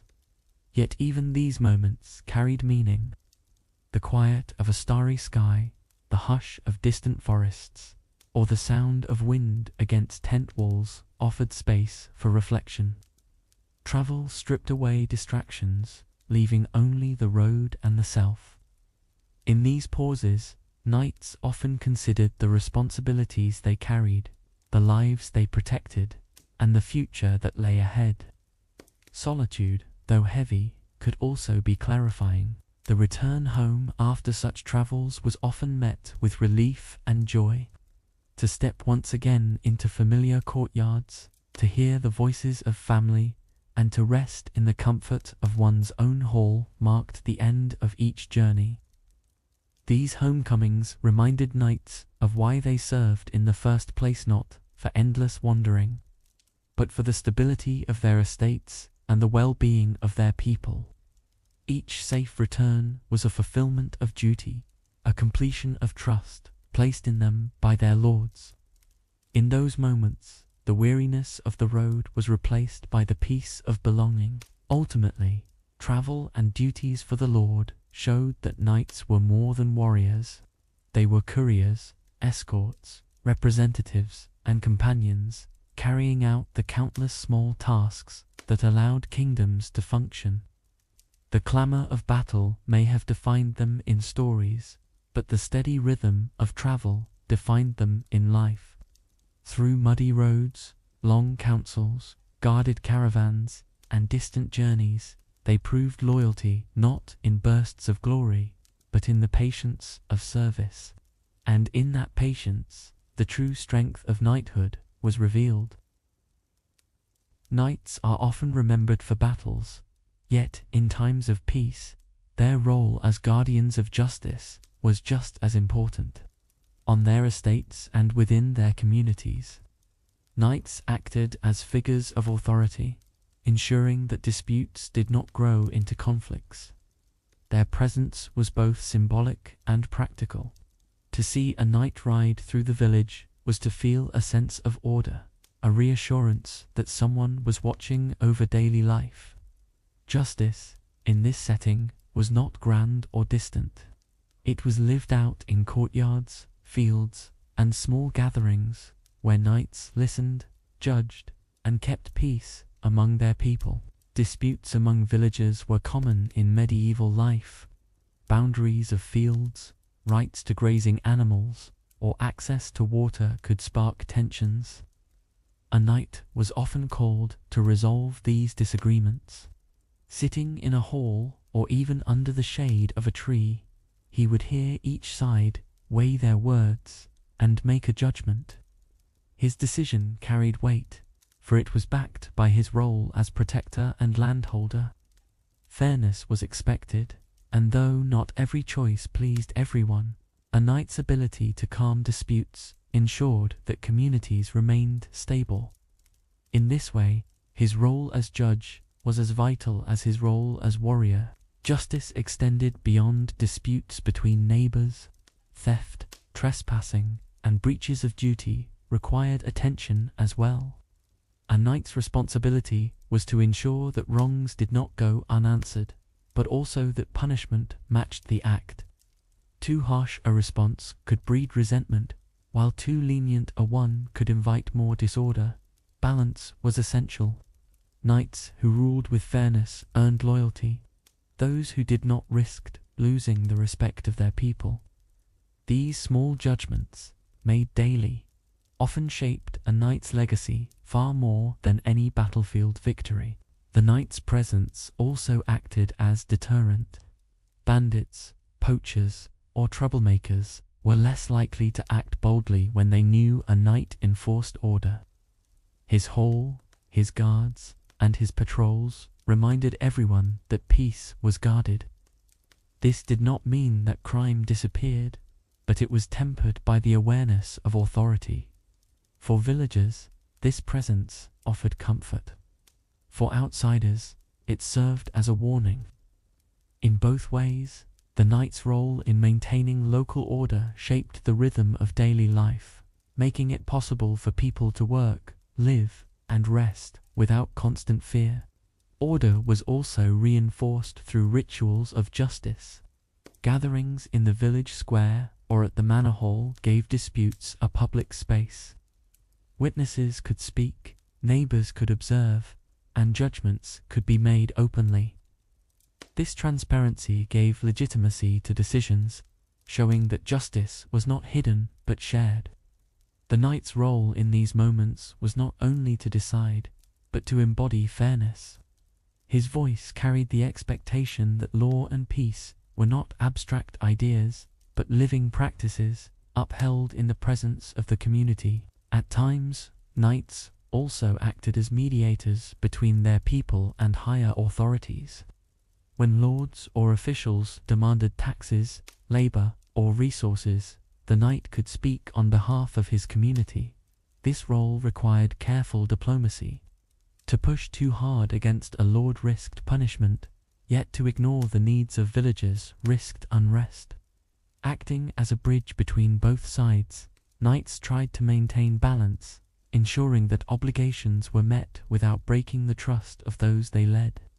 In this way, justice was not only about punishment, it was about protection, shielding people from burdens when possible. Knights also bore responsibility for keeping roads safe. Travelers, merchants, and pilgrims often passed through their lands. Ensuring their safety was both a duty and a reflection of honor. Roads watched by knights were less prone to danger, and villages along those routes often prospered as trade and travel increased. To guard these paths required vigilance, but it brought lasting benefits. Safe passage connected communities, spreading both goods and ideas.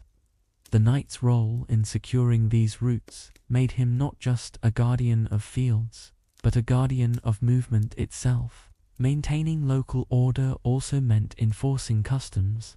Markets, fairs, and seasonal gatherings all carried rules to ensure fairness. Prices had to be watched, weights and measures checked, and disputes between sellers settled. Knights, or their appointed stewards, oversaw these activities. Though small in scale, such oversight mattered greatly to daily life. Fair trade meant trust, and trust meant stability. In this sense, knights shaped not only the security of their people, but also the fairness of their economy. Justice was thus tied not only to law, but to livelihood. The presence of knights in these roles often gave villagers a sense of belonging, knowing that their voices could be heard, that disputes could be settled, and that peace was protected, strengthened community life. Justice was not only about laws imposed from above, but about daily reassurance that order mattered. A knight who fulfilled this duty created more than security, he created harmony. This harmony allowed people to focus on their work, their families, and their future, free from constant worry about conflict or disorder. In these ways, knights became more than warriors in shining armor. They became living symbols of stability. Their decisions, patrols, and presence shaped the texture of daily life. Though history often records great battles, it was these quiet acts of justice that carried the most lasting impact. They revealed that the true strength of knighthood was not found in violence, but in the steady practice of fairness, patience, and care. In these moments, knights secured peace, not through fear, but through the trust of their people. Justice on the estate often began with small details. A broken fence between two fields, an animal that wandered onto a neighbor's land, or a disagreement over the use of a mill could all become matters of contention. To us, they may seem minor, but to villagers, such issues meant survival. A knight's willingness to hear these cases, to listen patiently, and to weigh fairness carefully gave people confidence in his leadership. In many ways, his strength was not only in resolving great conflicts, but in bringing peace to these everyday struggles that shaped the rhythm of community life. At times, knights enforced justice through written agreements or charters. These documents recorded boundaries, obligations, and settlements, reducing disputes by making expectations clear. While not every knight could write such texts himself, he ensured they were created, preserved, and respected. A sealed charter carried authority, showing that decisions were not merely spoken but recorded for generations. In this way, knights helped give structure to local law, building trust in agreements that could outlast memory. Justice became not just a matter of words, but of permanence. Knights also relied on trusted officials to carry out their judgments. Stewards, reeves, or bailiffs often enforced rules, collected fines, or reported disturbances. Yet the knight remained the figure of ultimate authority. If his officials acted unjustly, people looked to him for correction. This balance of delegation and accountability mirrored the larger feudal system, where loyalty flowed upward but responsibility flowed downward. A knight who ignored abuses lost respect, while one who corrected them strengthened his household's reputation. Thus, justice demanded not only authority, but vigilance. The role of knights in justice extended into times of unrest. When famine, disease, or war strained communities, tensions rose quickly. Theft, hoarding, or disputes over dwindling resources could spread disorder. In these moments, the knight's presence mattered most, to calm fears, to ensure fair distribution, and to punish exploitation fairly kept communities from collapse. Justice in hardship was not about rigid punishment, but about protecting survival. The knight who understood this helped his people endure, turning law into a shield rather than a burden. Justice also shaped the knight's honor. Stories spread quickly in medieval villages. A judgment seen as wise might be retold for years, strengthening loyalty to the knight's name. A decision seen as cruel or unjust could spread just as far, damaging his standing. Reputation was fragile, and knights understood that their image rested not only on battles won, but on judgments made. Each act of justice, therefore, was not simply about solving disputes, it was about shaping memory. Knights who ruled with fairness left legacies that lasted long after their lifetimes. Local order was also connected to faith. Many knights saw their duty to uphold peace as part of a moral responsibility. Protecting the weak, ensuring fairness, and preventing harm were not only social obligations, but reflections of conscience. This sense of higher accountability guided their judgments, reminding them that power was not theirs to misuse. Justice was not an opportunity for pride, but a test of integrity. This understanding gave depth to their role, showing that true authority was service, not domination. Knights also ensured justice through prevention. Patrols along roads, inspections of markets, and presence at public gatherings discouraged wrongdoing before it began.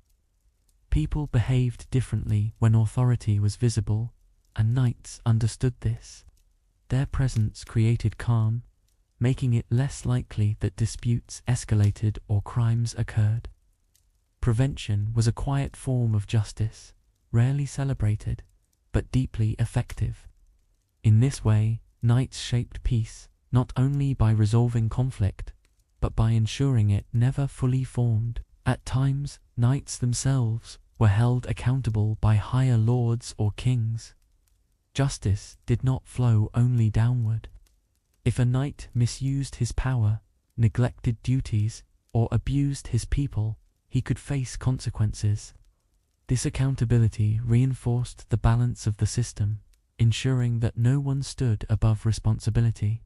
For knights, this awareness shaped their choices. To act with fairness was not only wise but necessary, for their own position depended on the trust of both those they ruled and those they served. Justice on the local level also reflected larger patterns of society. What happened in one village often echoed in others, creating networks of expectation. When knights across regions upheld fairness, trust in the broader system grew. When they failed, unrest spread. This interconnectedness showed that justice was never isolated. Each knight's actions contributed to the stability of entire kingdoms, linking small acts of fairness to the great tapestry of history. In this way, local order shaped the very course of nations. In the end, justice and local order were the quiet foundations of knighthood. Beyond battles and ceremonies, it was in the steady practice of fairness that knights proved their worth. Each dispute settled, each road kept safe, and each judgment given in patience built peace for their people. These acts rarely entered chronicles, yet they mattered most to daily life.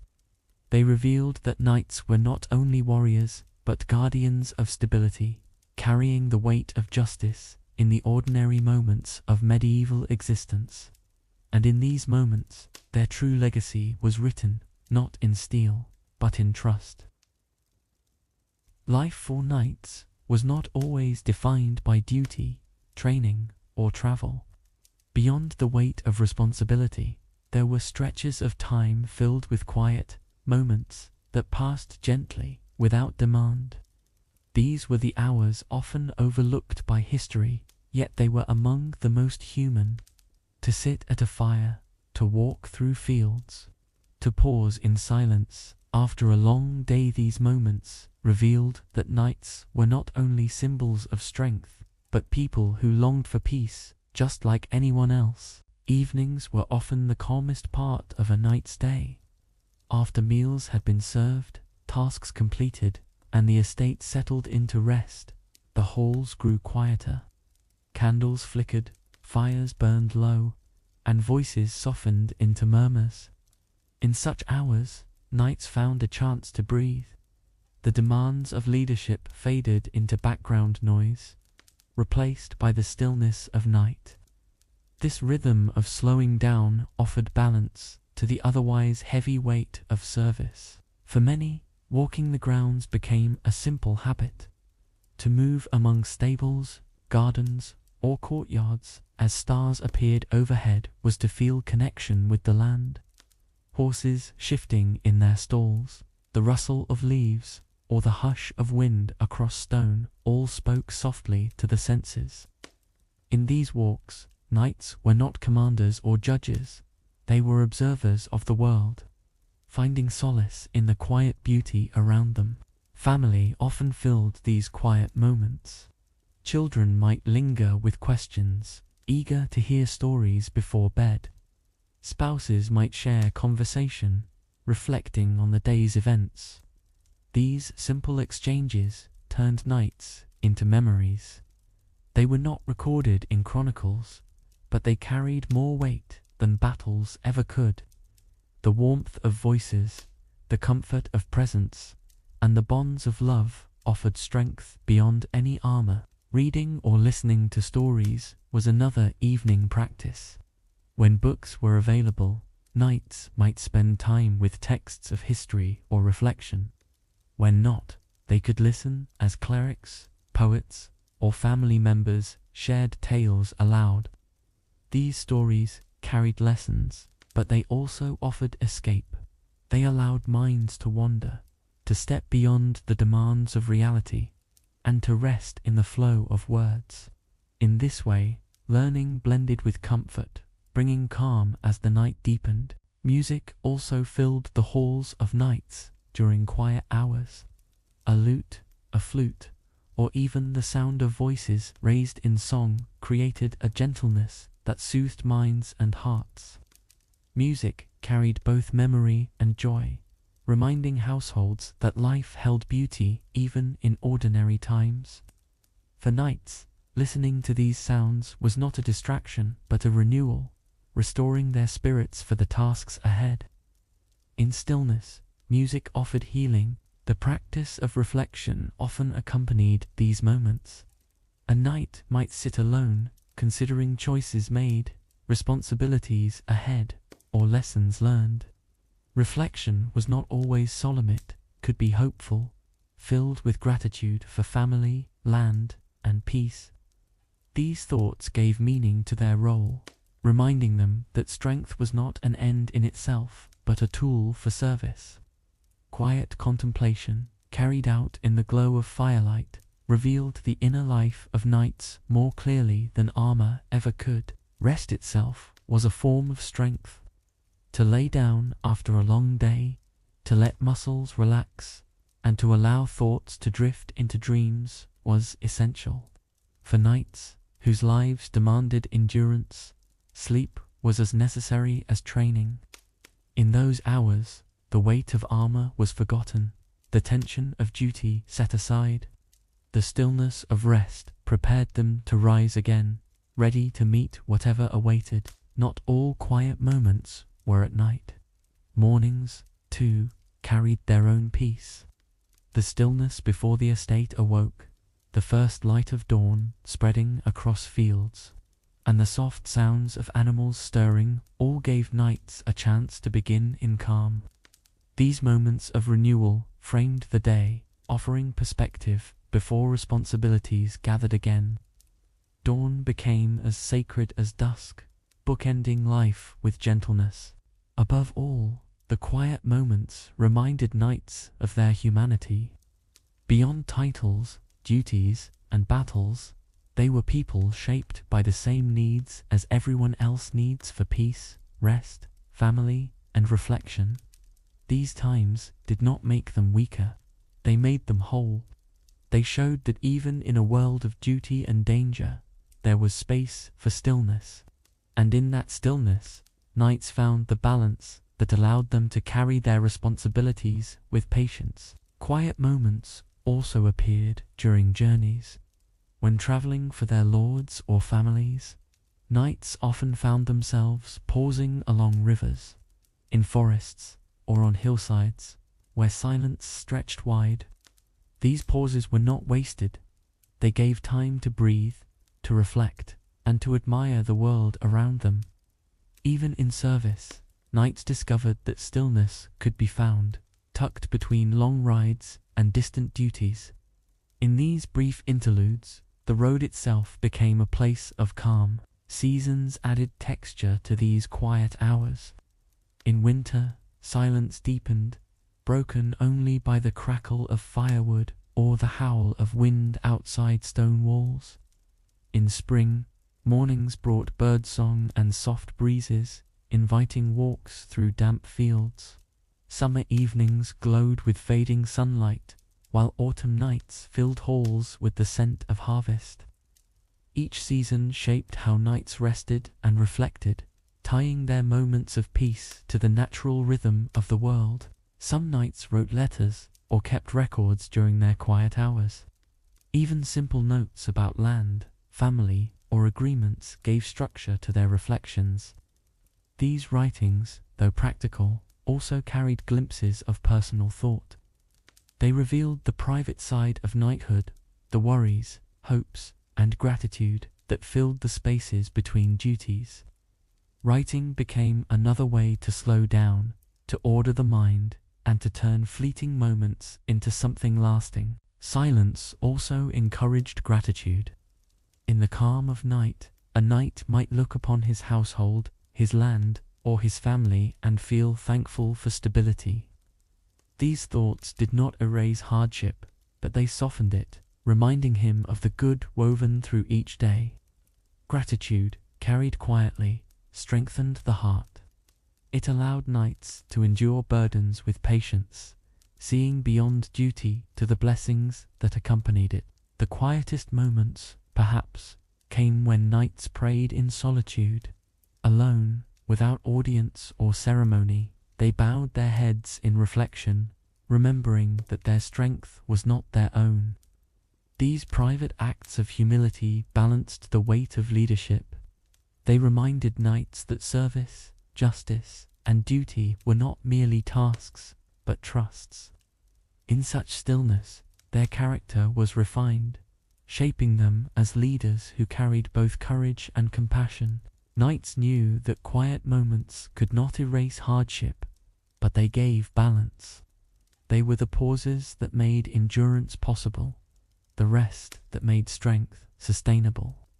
Without them, duty would have been crushing. With them, knights could carry responsibilities with steadiness. These small, gentle intervals gave meaning to lives otherwise filled with demands. They were the spaces where knights remembered who they were beyond armor. As history often forgets, it was not only battles that shaped the life of a knight. It was evenings spent with family, mornings walked in silence, and nights of reflection by the fire. These ordinary hours were the foundation upon which everything else rested. Without them, the knight's world would have collapsed. With them, it endured. Quiet moments, though rarely celebrated, were essential. And so, as we come to the end of this story, we remember knights not only for shining armor, or distant wars, but for the stillness they cherished in daily life. In these pauses, we see the true heart of their existence. It is here that history becomes soft, guiding us not through noise, but through calm. Thank you for listening to this story tonight. Your time here, sharing in these quiet reflections of the past, is truly appreciated. May these words bring you rest, and may your night be filled with peace. If you enjoyed this gentle journey into history, you may subscribe so you will not miss the next calm tale. In our upcoming video, we will step into another world entirely, exploring what was it like to live in a Roman villa. Until then, may your evening be restful and your dreams soft.